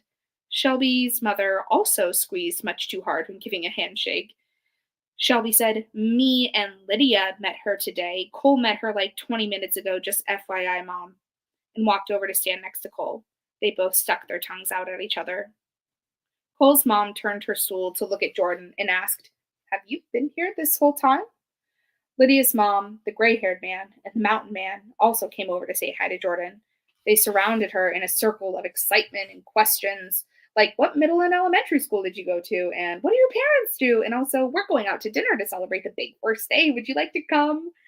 In the other room, the living room, Jordan assumed, girls just want to have fun played. She figured they were probably playing some kind of TV radio station. Old people loved doing that. Jordan answered their question in order. 1. I just moved here from Boston, actually. I went to Callahan Junior High and Hayden Elementary. 2. My mom edits books. My dad. She looked over at Shelby. 3. Yes, I'd love to go out with you, but I think my parents would like me to be home sooner rather than later, but thank you so much for the invitation. Lydia walked over to the kitchen to the kitchen table and sat down with her dad, who put a hand on top of hers and gave a closed mouth smile. Okay, Shelby said. Thanks for the 3rd degree, guys. I'm going to take her over to our house, okay? Jordan noticed that Shelby seemed to ask every single adult in the room for permission to do this. She looked around at everyone as she said the words and waited for all of them to nod and say yes intermittently. Jordan finished her yogurt, and Shelby threw the cup in the trash. She grabbed Jordan's hand and pulled him out through the garage door. Everyone said bye and nice to meet you, Jordan, as they headed out. She slammed the door closed, and they left the room full of people behind. September 7, 2010. After getting back from dinner, Cole stopped Shelby from going into his house so he could ask her a question. Lydia noticed they were lagging and ran back to join them on the front lawn. There was one single firefly still blinking its neon yellow glow. Lydia thought it must not have known that firefly season was over and his friends were long gone. The parents went into the house and shut the front door. Cole was feeling elated. He couldn't stop thinking about Jordan. How cute she was, how nice she was, how well she dealt with his family. It felt like the world had just been lifted off his shoulders. He never actually liked Shelby. He just hadn't met the right girl yet. What's up? Shelby asked him. She felt abnormally tired. Maybe it was just all the first day excitement, or maybe it was something else, something scarier that she hadn't figured out yet. She had spent the entire car ride home counting in sets of 12. She was already at 360. She sat on the grass with her brother, pulled her knee up to her chest, and rested her tired head on it. For a moment, she tightened her stomach muscles as much as she could and held her breath. Did Jordan give you her cell phone number? He asked her. She slowly let out the dead air and nodded. The grass was a little damp from the sprinklers, and it was soaking through her shorts. Why? Lydia sneered. Yeah, why? Shelby didn't have the energy to look over at Lydia to see the face that she knew she was making. Furrowed brow, scrunched nose, narrowed eyes, lip puckered like she was tasting something sour and disgusting. I just thought it would be cool to have her number and talk to her more, Cole said, looking anywhere but at his sisters. A smile burned across Shelby's face. Oh, you like her? How could he like her? He doesn't even know her, Lydia said. Shelby shrugged. So, haven't you ever heard of love at first sight, Pogo? I don't love her and I don't like her. You guys are so stupid. I just thought she was cool and I wanted to text her. That's all. Cole groaned. Shelby giggled and said, Yeah, I'll give you her number. Cole smiled. Thank you.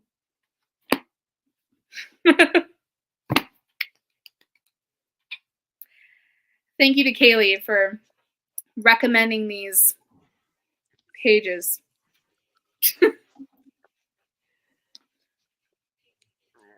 They're like little nuggets of a little bit of I think like a little bit of everything's no, because even camp gets mentioned because the nickname. The nicknames. Yeah, So, you were so right. Snapshot. Yeah, even camp gets mentioned. Yeah, so it's like little good snapshots of I know. like I setup. had no idea what a good job I did. Yeah, I know. Look at you. Oh my god.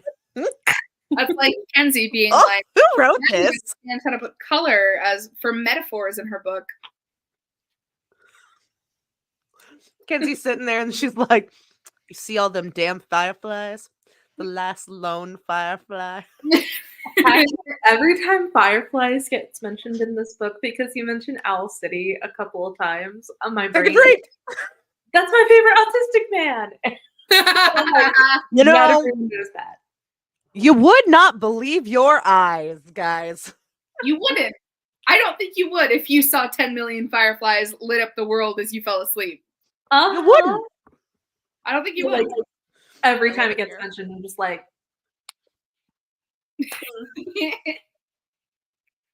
I love it so much. Firefly. When I moved to Minnesota, I had someone tell me that it was weird that I called them lightning bugs. And she was like, no one here calls them that. Rude. So that was fun. So rude. Also, I noticed a trend in your books. Which is? Everyone moves. Alex said the same thing. There was something else I was working on a while ago. Where Max from Travel. Yeah. And then we got Jordan. Yep. I love this. Max from San Diego and Jordan from Boston. Max is in chat today. He might not be here anymore, but he was earlier. What? Taking attendance. Oh my god, I just realized that! Yeah, we have a Max and a Jordan. Oh my god, that's adorable. Yeah. He was very kind in letting me use his full name because it's a strong name. That's his real name. Maxwell. I just realized that. That's like the best friend, Max Snyder. Yeah, I just realized that. Yeah, there he is. Aww. It's always around. Trash can Max. Aww. Little trash can Max. That's what we called him growing up. I'm just kidding. That would be really funny though. I'd be like, damn, way to go, guys. Way to go. All right. So now we're gonna move on to your presentation. If you weren't having fun before, strap in, guys. All right, guys. So we're done with the talkie talk. We're done with the book. We're done with the reading. It's time to get fucking serious. Here we go. It's time for the trivia.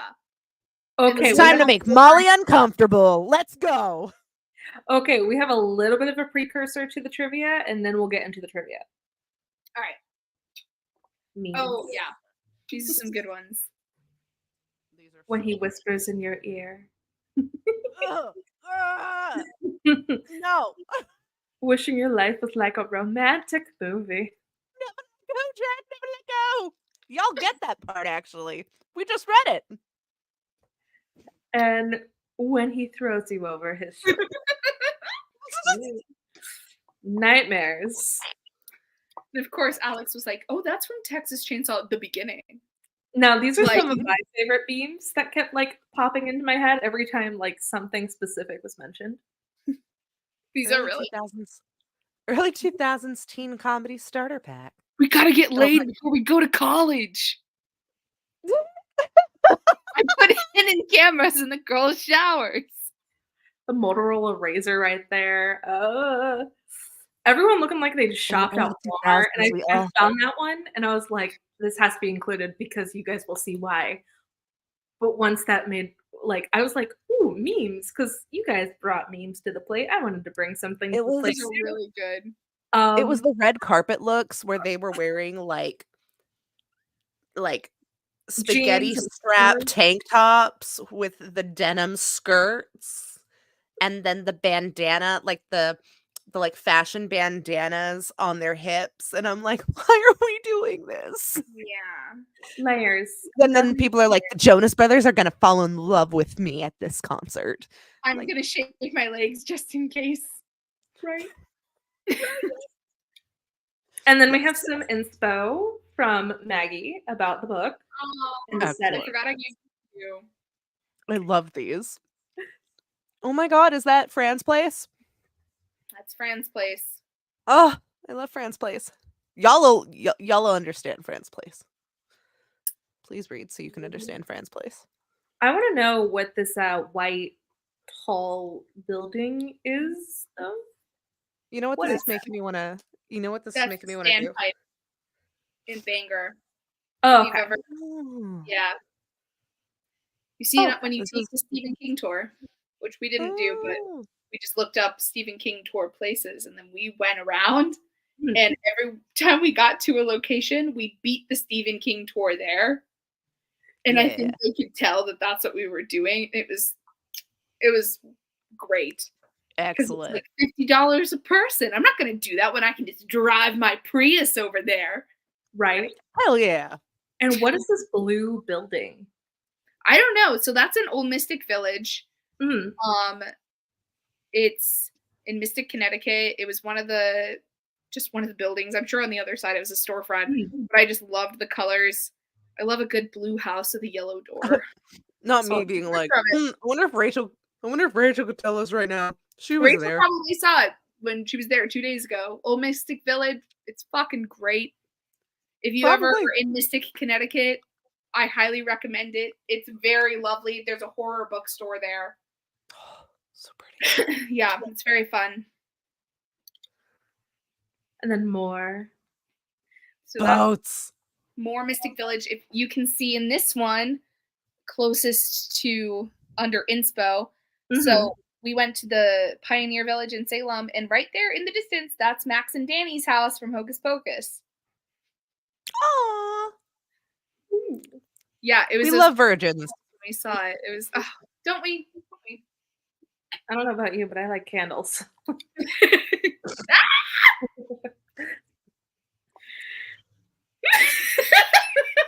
Oh my god, these are excellent. This is everything. Are you broken? Oh my god, not the guitar. Is that a ukulele? Ukulele, guys. I play the ukulele. Oh my god. So these are my camp photos. So I went to camp at Camp Lone Star in Virginia, and that's where these little ones are with the bunks and the little pool. And then I went to theater camp and music camp for like a long time.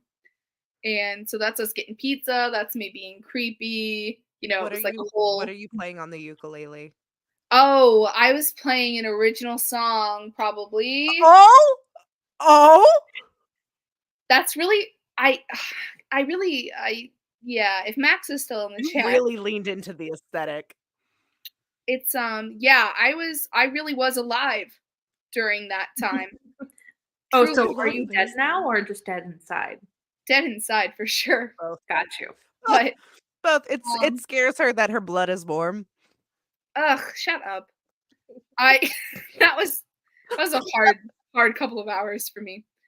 Yeah, so these are my camp photos. It was a good time.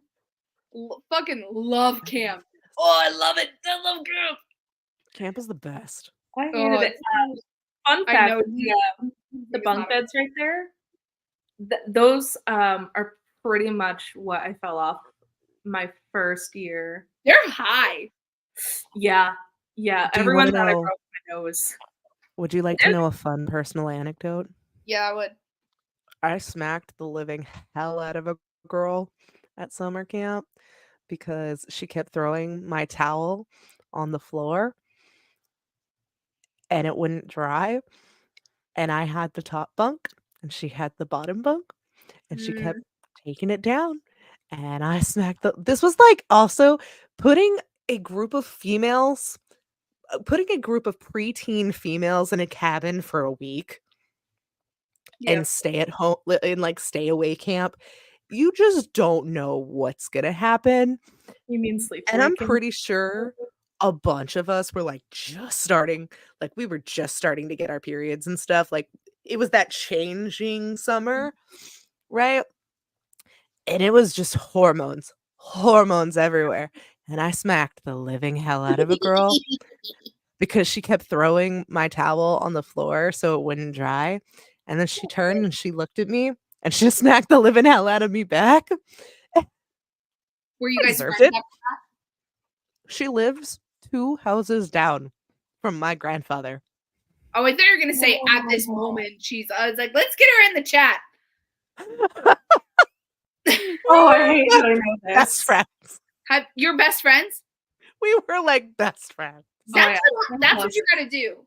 You have to hit each other and then you'll be friends. Everyone was like, do we stop it? Our counselor was like, do we take her to like the director or do we just let them sort it out? Let them sort it out. That's what it's all about. You're not nice. Just let them sort it out. Especially if it's girls. If it's guys, you can pull it apart and be like, break it up. If it's girls, you're going to lose limbs. Yeah. Yep. So true. If it's girls, you're going to lose limbs. The only other things that I remember from camp, because I think it was and I could be wrong because I was itty bitty. I was like 6 or 7 the first year, and then I think I was like 8 or 9 the second time where I was just like, no dice, never going again to sleepaway camp. No, thank you. Did not like it. Our pool situation was similar to the one in this photo. I remember that. I remember everything reeking like herbal essences, coconut bleach, and conditioner. Every And girl either had hearing herbal essence or uh-huh, suave. uh-huh, Yep. and hearing, Katy Perry's "I Kissed a Girl" for the first time. Hell yeah! That was my Camp entire camp experience and falling off the top bunk in the middle of the night. Camp Sounds was like where I camp to discovered me. Panic at the Disco. I was gifted a Panic at the Disco CD. The I Write Sins Not Tragedies album. The Hey, what is it? But It's Better If You Do album. yes. The red one. Yeah. I was Yeah, gifted that that's one. that album. Was so good. They swore to shake it up, and I swore to listen. So that was the deal we made. That's what you do. If I you wasn't swear to mad about it. you swear to listen. And, there's always the obligatory, like, scare the campers by the counselors and other, ghost stories that were going on, and we all had, like, camp-specific camp stories that were meant to scare you. I vaguely remember what ours was, but, like, reading Girls from the Wild, I was just like, "Oh, this is gonna be the new scare the campers story for them for years to come." Oh, that's horrible. Uh-huh. That's really good. I like that. I mean, it's not too far from the camp story that I was told, I think my second summer, where we had, like, a lake, or maybe it was the first summer, I don't know, but one of the camps, because they changed it the second time I went, had a lake, and they were telling this some bogus story about, like, and it might have been, like, actually Friday the 13th, but no one could really remember what Friday, It was. and they were telling it to me like someone drowned in the lake and this all like nonsense that didn't make sense, and how they drained it and was looking for the body and they never found it, and apparently a swordfish lived in like That was definitely the first camp. That was definitely the first camp okay, because it was when we had flounder and with the okay, flamingos. I remember this. This was the okay. first camp. Yeah. So I was not crazy and I'm not misremembering. That's really Okay. You're good. not. You're not. You're absolutely not. I remember that because it was PJ who would tell the story. I remember this very much.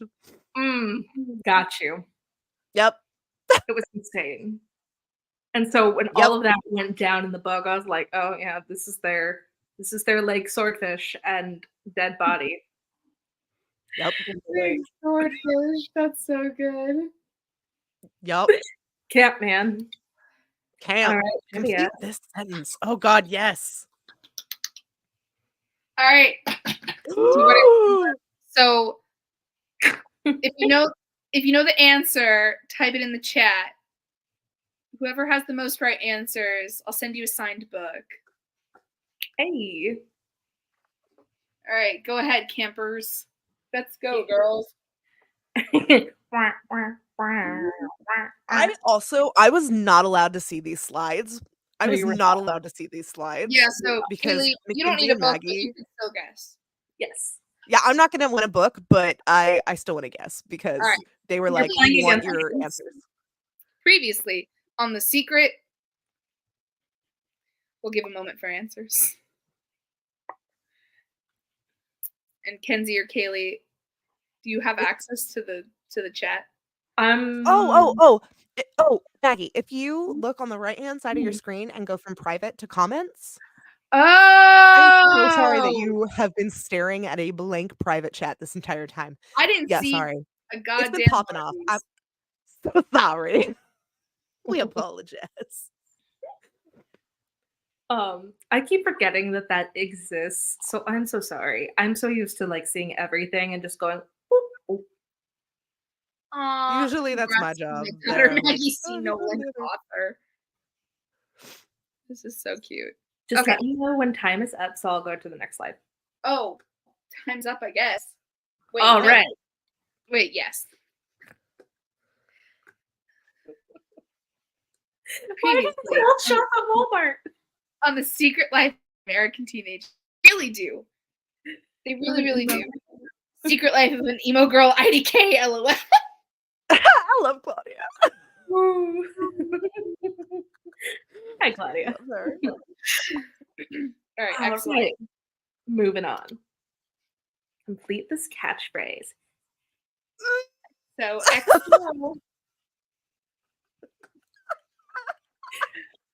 I was so lucky to input all of this information because I would be feral.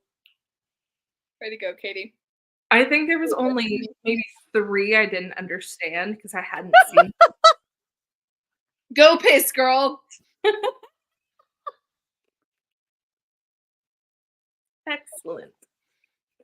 Can that count as the right answer? Because that's a very meta answer. It's kind of true. I think when I was finally editing, I accidentally deleted that meme because I had it in here originally, and I was like, "Wait, where is it?" I think I accidentally deleted it. That's okay. Awesome, girl. Beautiful. All right. Enough Have all time the for that. answers. Have all the answers been input? It's Gossip Girl. Okay, can we talk about Jenny Humphreys' hair in this? Like, what is going on? Her hair Can we is talk about Taylor Momsen? huge. They're looking. Why is she the focal point in this photo? She is. Why not? She totally is. She should be off to the side. And real quick, are you a Belair or a Serena? Oh yeah, tell me in the comments. I like them good girls go bad. So I'm Jenny, a Blair, but I wasn't always a Blair. I'm rewatching it. I'm like, yeah, I go back and forth. Blair. All right. Yes, I it want is to Gossip Girl. Serena Vanderwoodson in a parking lot. Just a little bit. Blair forever. Who is this cutie? Cutie can.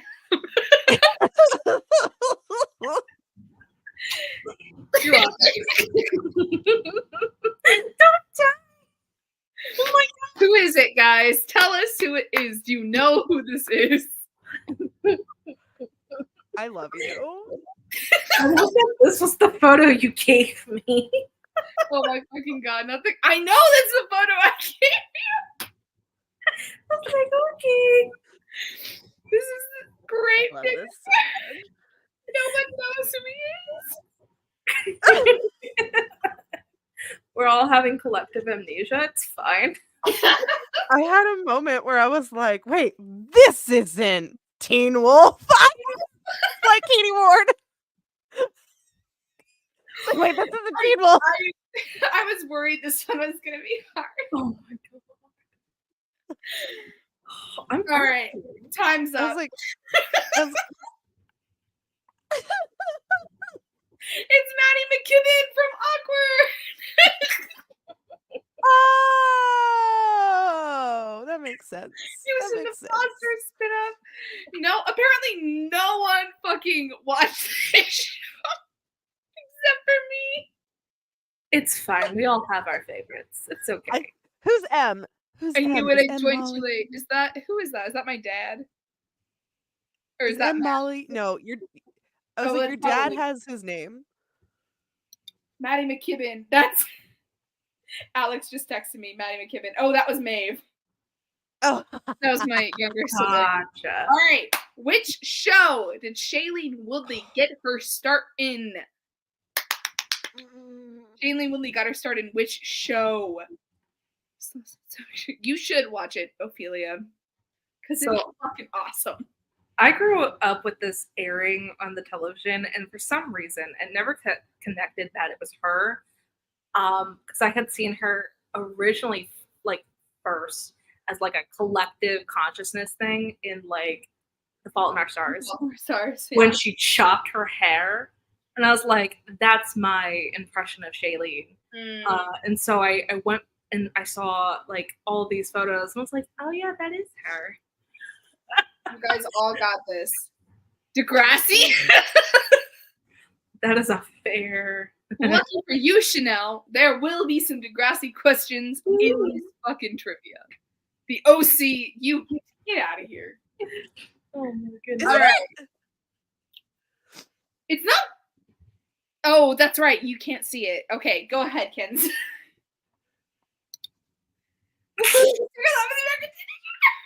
Why was it this photo? that I feel like is a loaded answer though. Divergent, baby. That was her first leading role. She was not the OC. She was in the OC. Was she really? She was in the OC. I didn't How know. about you IMDb it, Kaylee? I thought I was like her biggest fan, but apparently I didn't know she was in the OC. I know She was she in the was a OC. Divergent. This is like weird trivia, I know, because I was a big Divergent girl. Oh, I know. I hated it. I didn't know Tiffany read. I was not into the movies as much after they came out. That needs to be very clear. After they came They were not. I was very hyped. All right. Who says this line? You might laugh because every time I sign my name, I put a gold star, but it's a metaphor, and metaphors are important. Who says this? Who says it? Who said it?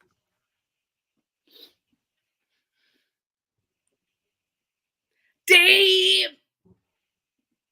You were fast. You guys are fast. I was about to say, I was like, it's one of these two. Rachel Berry had a middle name? Wait, Katie, what's Rachel's middle name? Cantaloupe. With a K. Cantaloupe with a K. Kiwi, excuse me. Rachel Berry. Don't worry, y'all. It has elapsed. Well, I think Also we know. Katie. Yeah, Rachel Berry from Glee. Your photos that you chose for all of this was just impeccable. Thank you. These are Oh, I- excellent. I was drinking coffee at the time and I just spat it all over my face with the answers. I was like, I cannot. That is the face of a girl who can't read. All right, ready? Shut up. What did Amy and Ricky name their son in The Secret Life of the American Teenager? What was his name? What did they name him? I never made it this far in the series, so this is how I found out. And I was like, I don't You know. gotta get through a lot of nothing to get to it. And it's not even a payoff. There, bingo. Kaylee. It's so fucking average. You would never be able to guess it. Uh-huh. Jade. It's Mohammed. It's fine. It's bad. It's Mobbin. I mean, out of all the common names, I think Excellent. it's still like the most used, right? Why do I want to say Ben, but that was the other boyfriend's name? Yeah, that was the other boyfriend's name. It was Ben gave me the ick. He gave me the creeps. Tom. Tom, Dick, or Harry. Those are usually the three. That's so true. I've never. All right, get those answers in, ladies. When I was rewatching Lock Death 'em in. Spencer, I finally realized the henchmen were named Tom, Harry, and Dick, and I just In what? in Death Becomes Her. Oh, Isn't it great? I Isn't it realized great? that's what the henchmen were called, and I was like, oh my great god, movie. Such a good throwback. iconic. Guess number 2. Oh my god. All right, excellent. Walk on, roll, baby, baby twin A, baby twin B. They named him John. Yep. They named him John. Originally, it just said Point John. moment of my young So life. weird without any other words. Why does he look like discount Tyler Posey? He does. Why does he look like Walmart brand Tyler Posey? He totally does. Because that was the brand. No, this is a horrible photo. It was the best one I could find. Oh. I was gonna say Josiah. I was gonna say Josiah. Excellent. That's a little too much flavor. Have to put that back on the shelf. That kitchen wouldn't know what that is. They didn't name him Jonathan. They named him John. Okay, you have to understand his name is fucking John. All right. Yeah, that was an ABC writer's room of 2014. It was No, it was way earlier. Let's call it what it was. All right. Who says this line and what show is it from? I don't want to freak you out, but I think I may be the voice of my generation, or at least a voice of a generation. Lock in those answers, girls. Racking them up. We're all girls here tonight. We're all girls here tonight. Iron O. We're all girls. We're all girls. Girls. Fall is for the girls, gays, and fays. So Girls, gays, and days. She's gays and nays. Yep. Lock in those answers. whack. It's not Gilmore Girls, sadly. That's a good guess though. Rory would absolutely fucking say something like that. Don't want to freak you out. I can't believe I didn't do any Gilmore Girls. God, I know, especially because those first set of inspo photos, I was like, ba ba ba ba ba ba ba. If you're wrong on the road, it's not. Why did you end up singing the Friends theme? Not Brittany. What the fuck are you talking about? Who sang the Friends theme? Kaylee did. Wait, what? You didn't do the opening to Gilmore Girls. You did the opening to Friends. I mean, not She was Friends. doing it is. How I Met Your Mother. It's not You did that. You did that too. Oh, that No, is I didn't. How I Met Your Mother. Yeah. It's not. You didn't do Gilmore Girls. You're thinking No. Gilmore Girls has like the in between stuff. Yeah, like the Yeah. la la la. Yeah, it all sounds the fucking same. It's fine. It was the WB. Okay. Are your answers locked in, girls? Is it Lock girls? those answers in. Lock and load and put Kaylee out to pasture. Or assuming Lock, that stock, all the and barrel. la-las sounded the same. It is Okay. girls, Tiffany. It is from girls, but who says it? It's not that serious. It is from girls. Is it Ilana? That's Broad City. Oh, I was like, I have not seen either. All right, go ahead, Kens. 7. I don't know how to count. It's Hannah Horvath from Girls. Also, what a name. Horrible fucking name. Horrible Excellent name. Excellent. She's obviously Jewish. I love it. She's not Jewish, actually, in the show. Name these two. Who is this? Who are these ladies? Who are these besties? Kind of looks like me and Tiffany. Except for you had braces and I didn't. I'm sorry. Oh I my tried to God. rewatch Who are they? recently. And the show. Uh-huh. And glasses. You did have glasses. I had glasses too. But Kenzie, did I watch this? Yes. I did.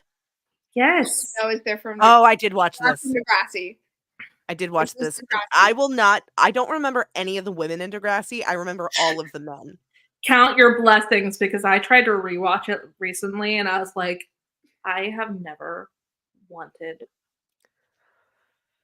to just lay into a preteen about their awful behavior before in my life. Yeah. But it's Until because this thing popped up on my screen. Emma and Manny! It is Emma and Manny! Good job, Chanel! They're so Yeah! I stan Manny, but I hate Emma. I hate her. Everyone hates Emma. I have a soft spot for Emma. I really do. I don't know why. Emma and Manny. Good job, Maeve. It's okay. I mean, she gets a little bit better, but like season 1 Emma, I'm like, Yeah, well, she gets better and then she gets worse and then she gets better again when she marries Spinner. she I is like that she marries Spinner, but yeah, Maeve loves Emma. Love them. Emma and Sean should have been Endgame. Shut up, Maeve. All right. Oh, this is a good question, guys. I feel like a lot of you guys, sorry, girls, you're going to get this. What is Nick's zombie novel titled in New Girl? same difference. Oh my What is God. it? Tell me what it's called. This is a book launch, so we're going to talk about a fictional book. Right now. Oh no. You don't know it? As much as you purport to love New Girl, how dare you not know this answer? That's sickening. Oh my God. It's such a rip-off aesthetically from Twilight. Yeah, you got it. Like literally the best part of putting all this together was the photos. This next one's really good.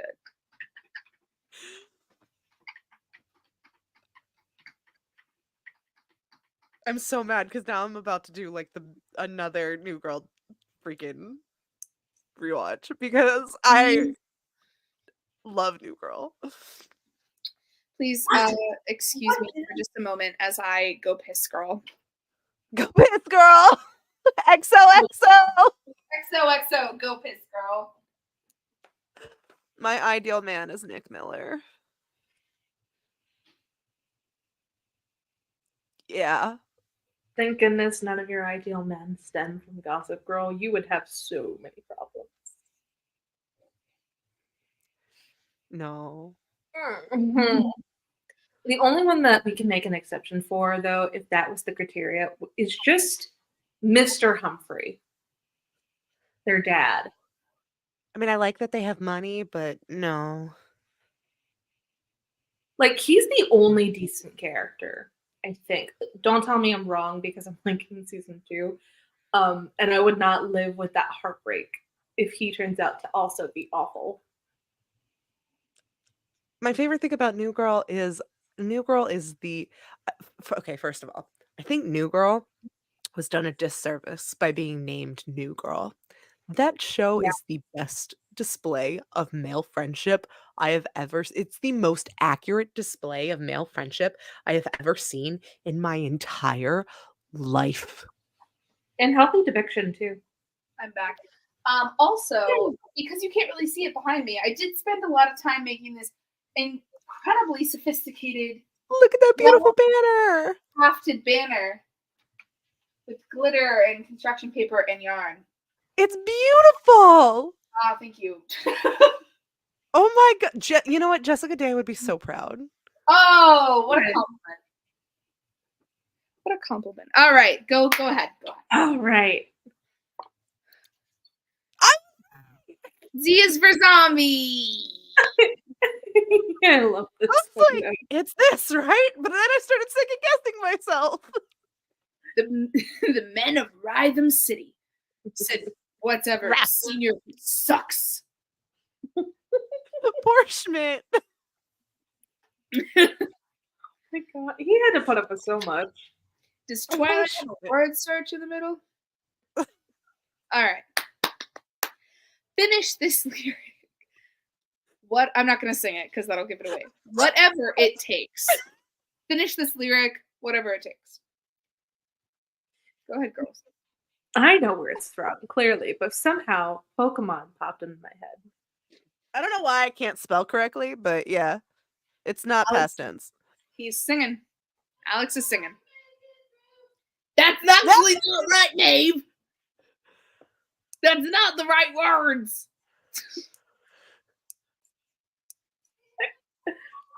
Can you guys hear Alex? Specific. He's singing. Oh, he's watching the live from the TV. Oh, he's a very supportive person. You're not the right words. Even my husband wouldn't watch our lives when he wasn't here. I know. I had one. Just the one. No? Oh, I guess we did have 2. Dummy? Alright. I was left alone so long. Poor baby. No. Poor baby is right. I now have insomnia again. It's from Degrassi. Whatever it takes. Oh, look at Drake hiding his schlong. Don't you mean Aubrey Graham? Aubrey Graham. Fucking Canada. Wheels. I mean Wheels. Wheels. His name was Jimmy. When I learned that he had a full career outside of Degrassi, I think I was in middle school. And Ryan, our brother, had to tell this to me, and I was like, who? What? Listen. Him? Look, there are some shows that I can never watch again, or like I can't finish watching because they committed like just an outrageous, egregious cardinal sin for me. And that was shooting TJ. Oh, JT? Oh, JT, yeah. JT was the first. Yeah. Well, it's the unanimous. That was the first one. feeling that the show really went downhill after JT. But then it went back up again with Claire and Eli, but then went back down again when they left. What are you gonna do? That was the first time. What are you gonna Like do? that season 4 of the Super ending of season 4 of Orange is the New Black. That one. Oh yeah, I stopped watching after that too. Same level. That was Same level. What? What did Schmidt? Might be too hard. I think I made these too hard. No. What did Schmidt say to Cece the first night he met her in New Girl? I'll give you that.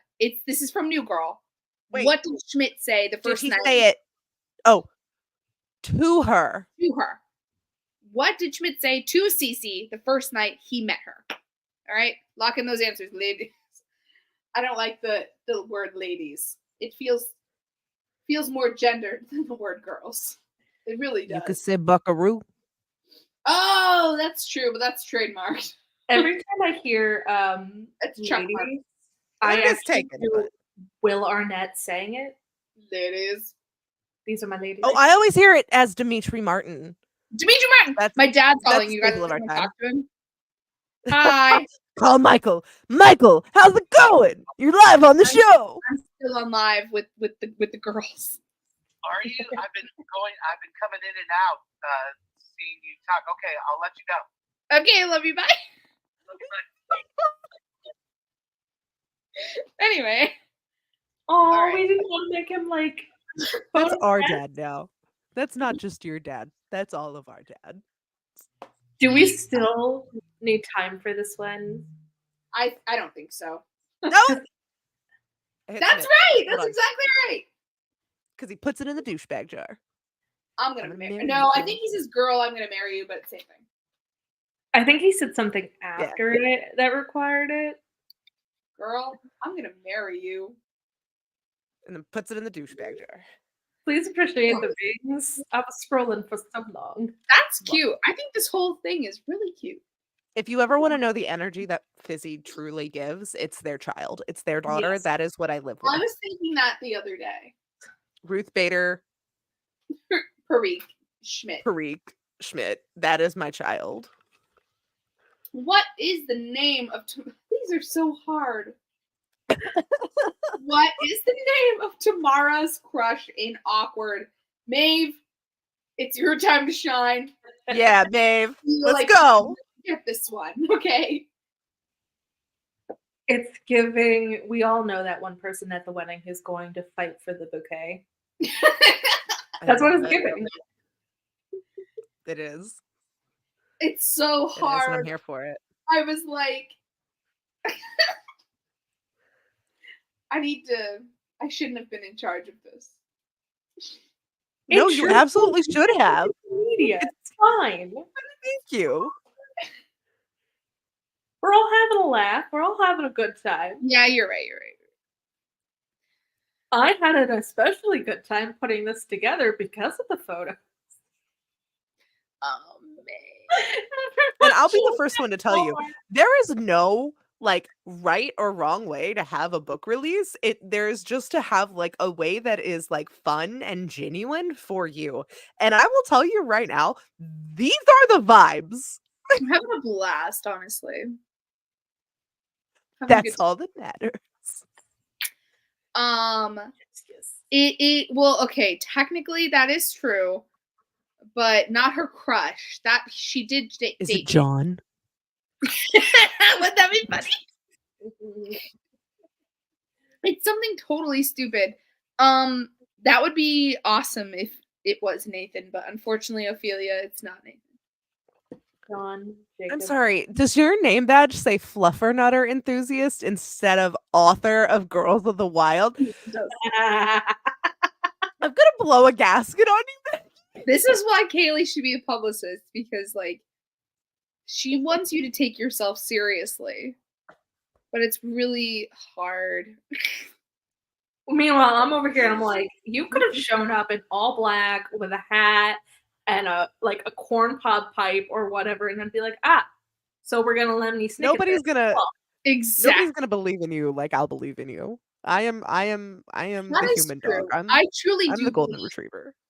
If anyone has any money, which I don't have, but if anyone does have any, you can put $20 on me getting a book deal officially because of Kaylee.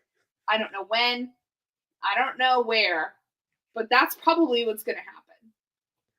No, You it's can literally because she wrote a mark book my and the words. book is good. The book is really good. That's why. But okay, anyway, it's Ricky Schwartz. Ricky. I actually went to high school with someone Ricky. like him, Yeah, and he's I really was good. having visceral PTSD. Mm-hmm. When I saw this photo, I was like, oh. Oh my god, she looks like me. I need to go find the photo that looks like.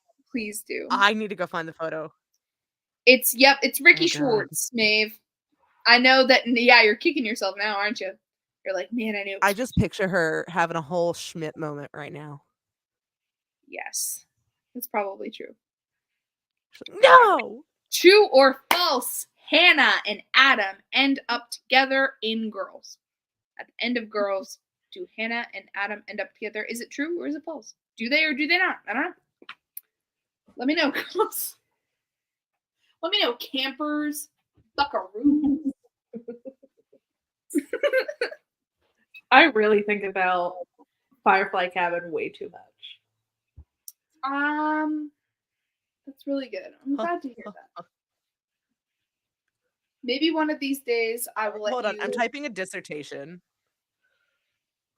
Of course you are. We can wait. Is the dissertation her answer? I don't know. Who knows? Let's have a reading from VC Andrews' Flowers on the Edge. What is the quotation? There isn't one. Yes, there is. No, there's not. Just read the part where the police show up and tell them their dad is dead. That's the funniest part. Excellent. Oh, I there have an is a answer. quotation. Shall the clay say to him that fashioneth it, what makest thou? Isaiah 45:9. I don't know what that means. I don't. Oh, of I've course it never would be a read the Bible Bible verse. Oh, it's like she brought the grandma in to do the. to do the formatting of the book. Have you seen the Lifetime one? It's actually pretty good. Yes. I Thank you. Kenzie hates them. Kenzie hates them. She hates them. She hates them so much. I love them. I I'm love gonna them. They're say so false bad. because the show is called Girls, therefore girls end up together. I will never forgive them for not making what's his face? Of course, J name. Not the worst human being on the planet. They completely character assassinated his awful character, and I'm mad about it. Julian? Yes, him. Julian is fucking heinous. No, Alex really liked the first one. He liked Flowers in the Attic, but then he hated Petals on the Wind. Yeah. Oh yeah. Yeah. He thought that one was really bad. But- Well, because they cut out all the doctors. But I get Heather Graham and Rose McIver.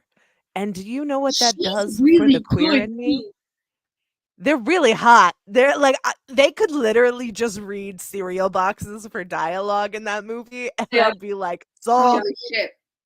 I know. What was the most entertaining was the memes Haley was sending it while I was watching the adaptations. That's what like the saving grace of it all was. I will never forget like them 80s not ones making too, Orange Joey is awful. Yeah. So here's my fun fact. I watched. Okay, this is my fun fact about the 80s It is one. false, by the way. They do not end up together. They give it a shot. Is that His Adam dinner- Driver? Yeah. Oh, He played Adam in Girls wait. from 2011 to 2016, I think. Oh, Maybe even later. So they give it a shot because she's pregnant. It's very crazy. It's a crazy ending. She gets pregnant and they don't end up together, but then there's a later time when Marnie, her best friend, shows up at her cabin where she like moves to go teach at a school in upstate New York. And she goes, I'm the best at being your friend. I'm your best friend. I win. So she commits to staying in like upstate New York to raise this kid with her. But it goes really badly because Hannah is really immature and she has postpartum depression and whatever. And Hannah goes, I'm sorry, this wasn't like a sexy Lifetime movie. I'm sorry that we didn't like make any jam. I'm sorry that you didn't find like a hot woodworker to fall in love with. It's really good. Anyway, so it is Excellent. false. Is that the last question? No, I think we have one more. Okay. Yes. Because I had to censor it, so it could be on YouTube. Who said this question? I fucked your girlfriend. Or sorry, this line. Who said this line? I fucked your girlfriend. Chanel is on it. I thought Chanel was Shagon, but she's here and she says my man's Maddie. I love Excellent. this. That's true. It's really fucking good, actually. This is a Renaissance photo to me, like art. Isn't it? I couldn't find one of Maddie hitting Jake, so I got one of Jake hitting Maddie. Oh my god. That is I want that painted on ceilings. Isn't it awesome? I fucked your girlfriend. Yep. That's Maddie. That's Maddie. Maddie McKibben. That was my favorite line besides "You're welcome." You're welcome. So Yep. good. That was my favorite line. So good. I know, Chanel, you get it. We all get it. I mean, it's the best. It's the best show on MTV. I'm sorry. I know you guys like Teen Wolf, but Awkward, it's the best one. It's fine. Teen Wolf fell off when Styles was no longer. Teen Wolf had its moments.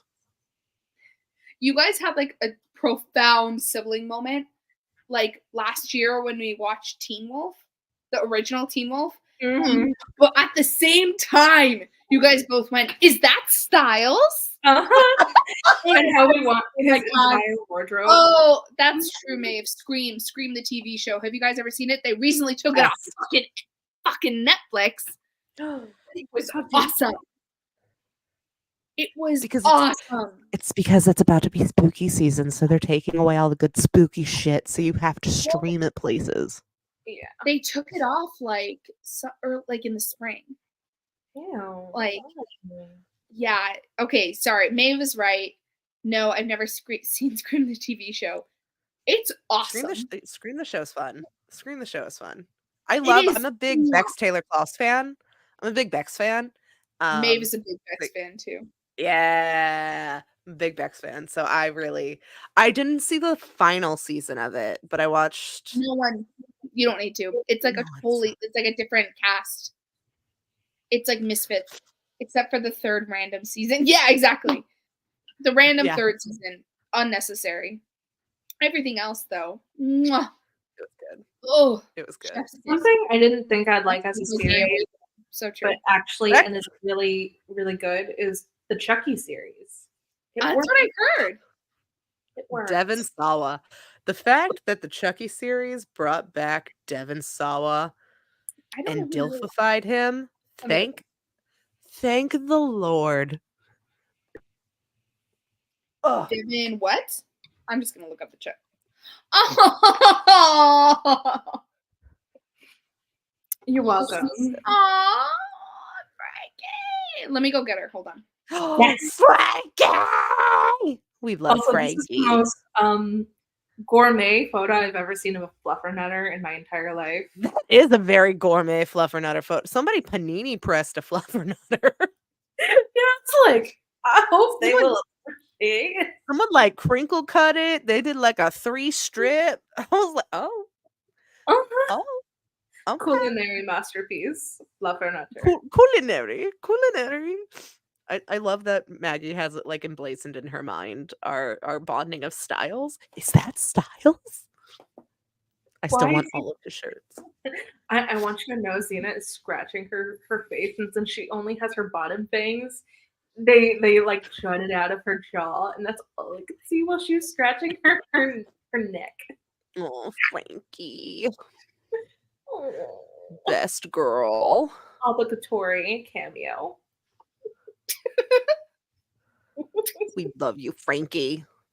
Frankie Fan Club. That's what we really are. We're here today to celebrate Frankie.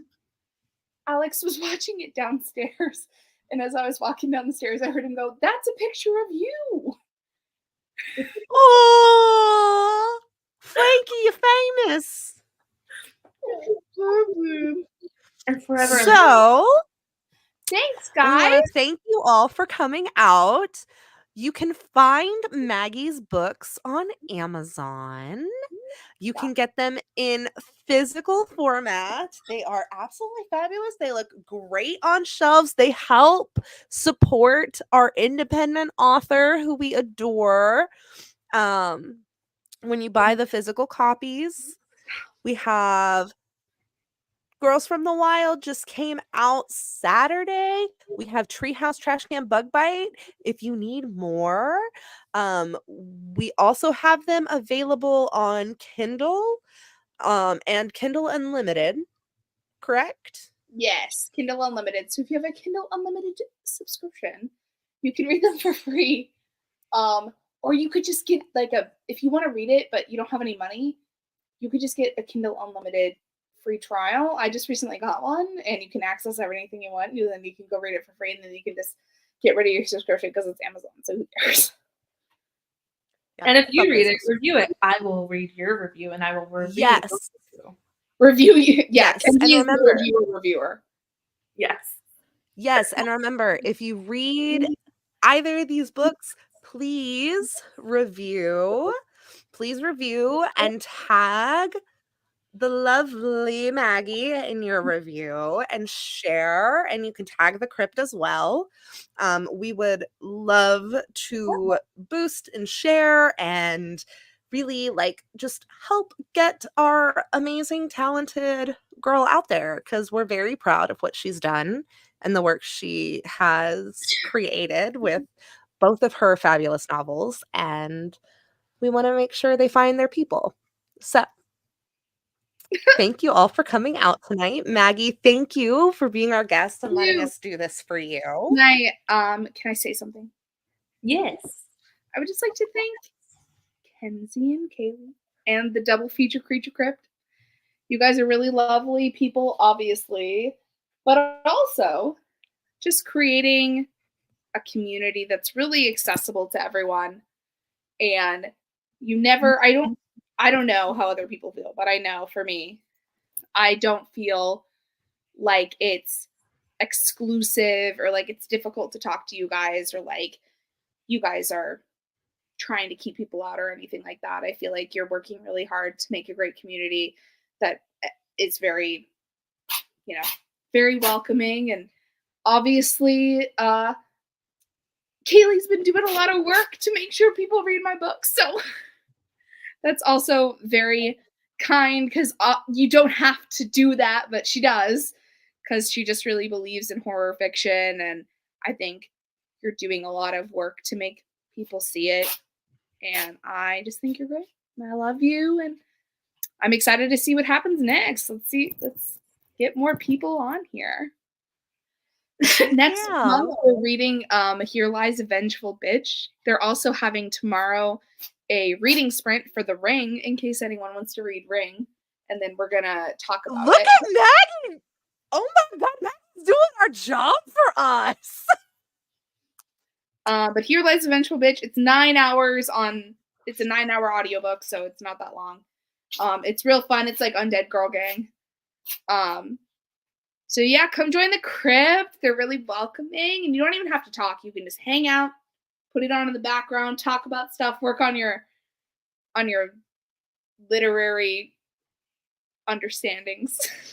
Mm-hmm. And we save everything on our YouTube too. So we save all of our lives. So if you can't make it for some reason, or if say like Kenzie and I, we like to we're so unhinged. We like to use the lives, like the reading sprints and stuff. We'll replay them in our own homes and use them to clean our houses, or we'll use them as like faux body doubling. Yeah. Well, but also you guys are like, earlier, Kaylee did say that she's like a golden retriever human. So she really has no problem like popping into the DMs of an author and forcing them to be her friend. And it's hard as like an independent author to get other people in the industry to really like care. And Kaylee's like, why wouldn't you care? They're also writing books that are published, so it seems a little bit silly that you don't. You know, she got my book on the Patreon email for. Oh my God, she stepped on the Fluffernutter. She stepped right on it. No, Frankie! no. She's like, maybe if I step just right, I can get a little on my paw. But she's obviously great, and she literally like a couple weeks ago we were reading Edenville, and she got the fucking author in the reading discussion. Like, it's so cool. And she works really hard. So does Kenzie works really hard. She does, no offense, Kaylee, but she does like almost all of the work for the Kenzie Instagram. does way more work than I do. They both. I will be the first one to tell people that. It's a great community. They're working really hard, and it's a fun. If you miss like the days of like talking to your friends on Tumblr, like that's definitely the Crypt. I'm still on Tumblr. Do not follow me. Oh my God, that was like the biggest gulp.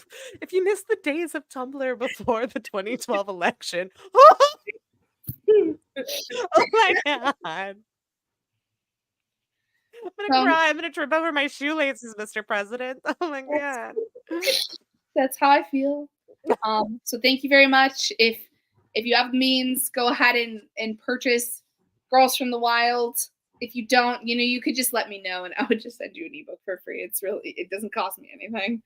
So just let me know if you want to read it. But you should support her. But you should support her and buy her novel so she can create more. Thank you, Kate. See what I mean? She just have the means to. But if you don't, you could just let me know, and I'll just send it to you. See, I'm not pinched enough to buy a physical copy, but like, hey, can you send me a sticker with your autograph on it so I can have it as like a book plate and just stick it inside? That's me.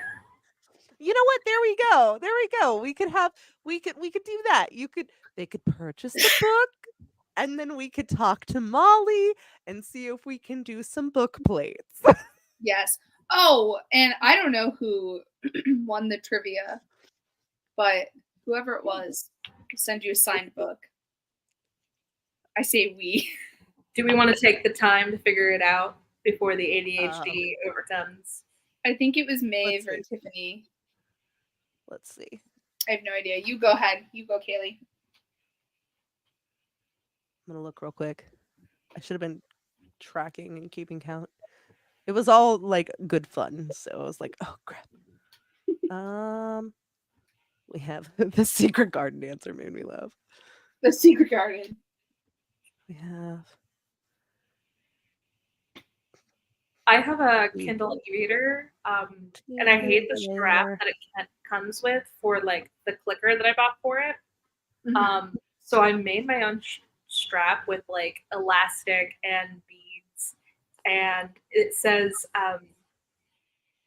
"Precocious Child" on it from Taylor Swift's "I Hate It Here," with her allegories to the Secret Garden. So I saw that answer, and I was like, "That's all that's playing in my head now."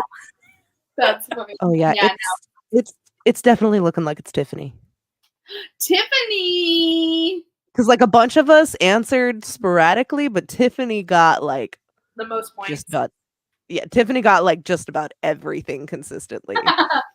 That sounds about right. I'm like looking through, and I'm like, whoop. Shout out to our brother. I was going to make a slide that said, if you got this many points, this is where you like fall in the tier ranking. That's like a fun thing.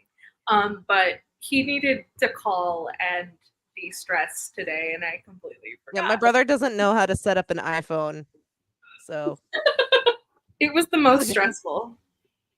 That is most so stressful. Yes, OMG. Congratulations, Tiffany! You're gonna be the proud new owner of a signed copy of Girls from the Wild. Maggie, if I buy it through Amazon, can you sign the copy I buy? Well, unfortunately, they don't come to me before they get sent to you. So what I'm gonna do is I'm gonna order one to myself, sign it, and then package it back and send it back to you in Texas. That's where you guys are in Texas too. Yeah. No, you're not. You're in somewhere else. Technically. Technically. I was like, Tiffany, where are you at? I was like, I know. Tiffany, let's go be friends. I remember telling you that. Golden Retriever bit? I was like, my friend just moved. Like, I was like, she just moved near you.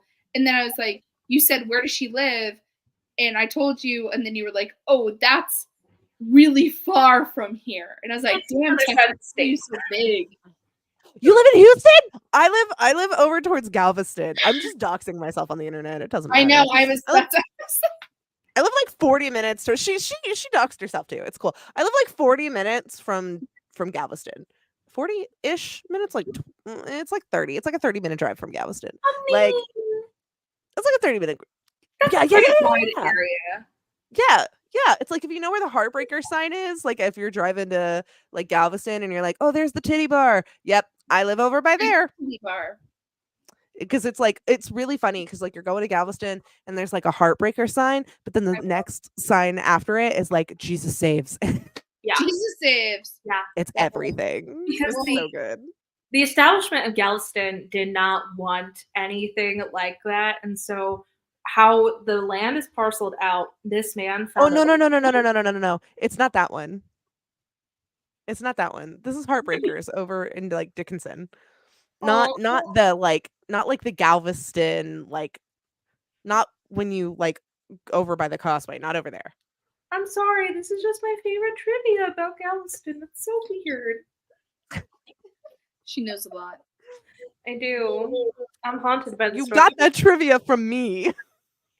I know, that's why it's my favorite. Doesn't mean Sorry, it can't be I love you. favorite, Kaylee. Yeah. My nails are too long, so this feels inherently wrong because my nails just keep touching. Mine's gonna make parts that go places. Hold on. I'm gonna send you all love. All of you get love and hearts. For all of you. Fancy. This is fancy. Oh, the mom. Yeah, you got the whole thing. Well, good talk, everyone. It's so good, guys. Thank you so much for hopping on. It was a blast. It was a literal dream come true. It was so much fun. Heck yeah. I really appreciate you all very much. Go ahead and read Girls from the Wild if you like it, And I'm certain I will talk to every single one of you soon. Good night, guys. Good night.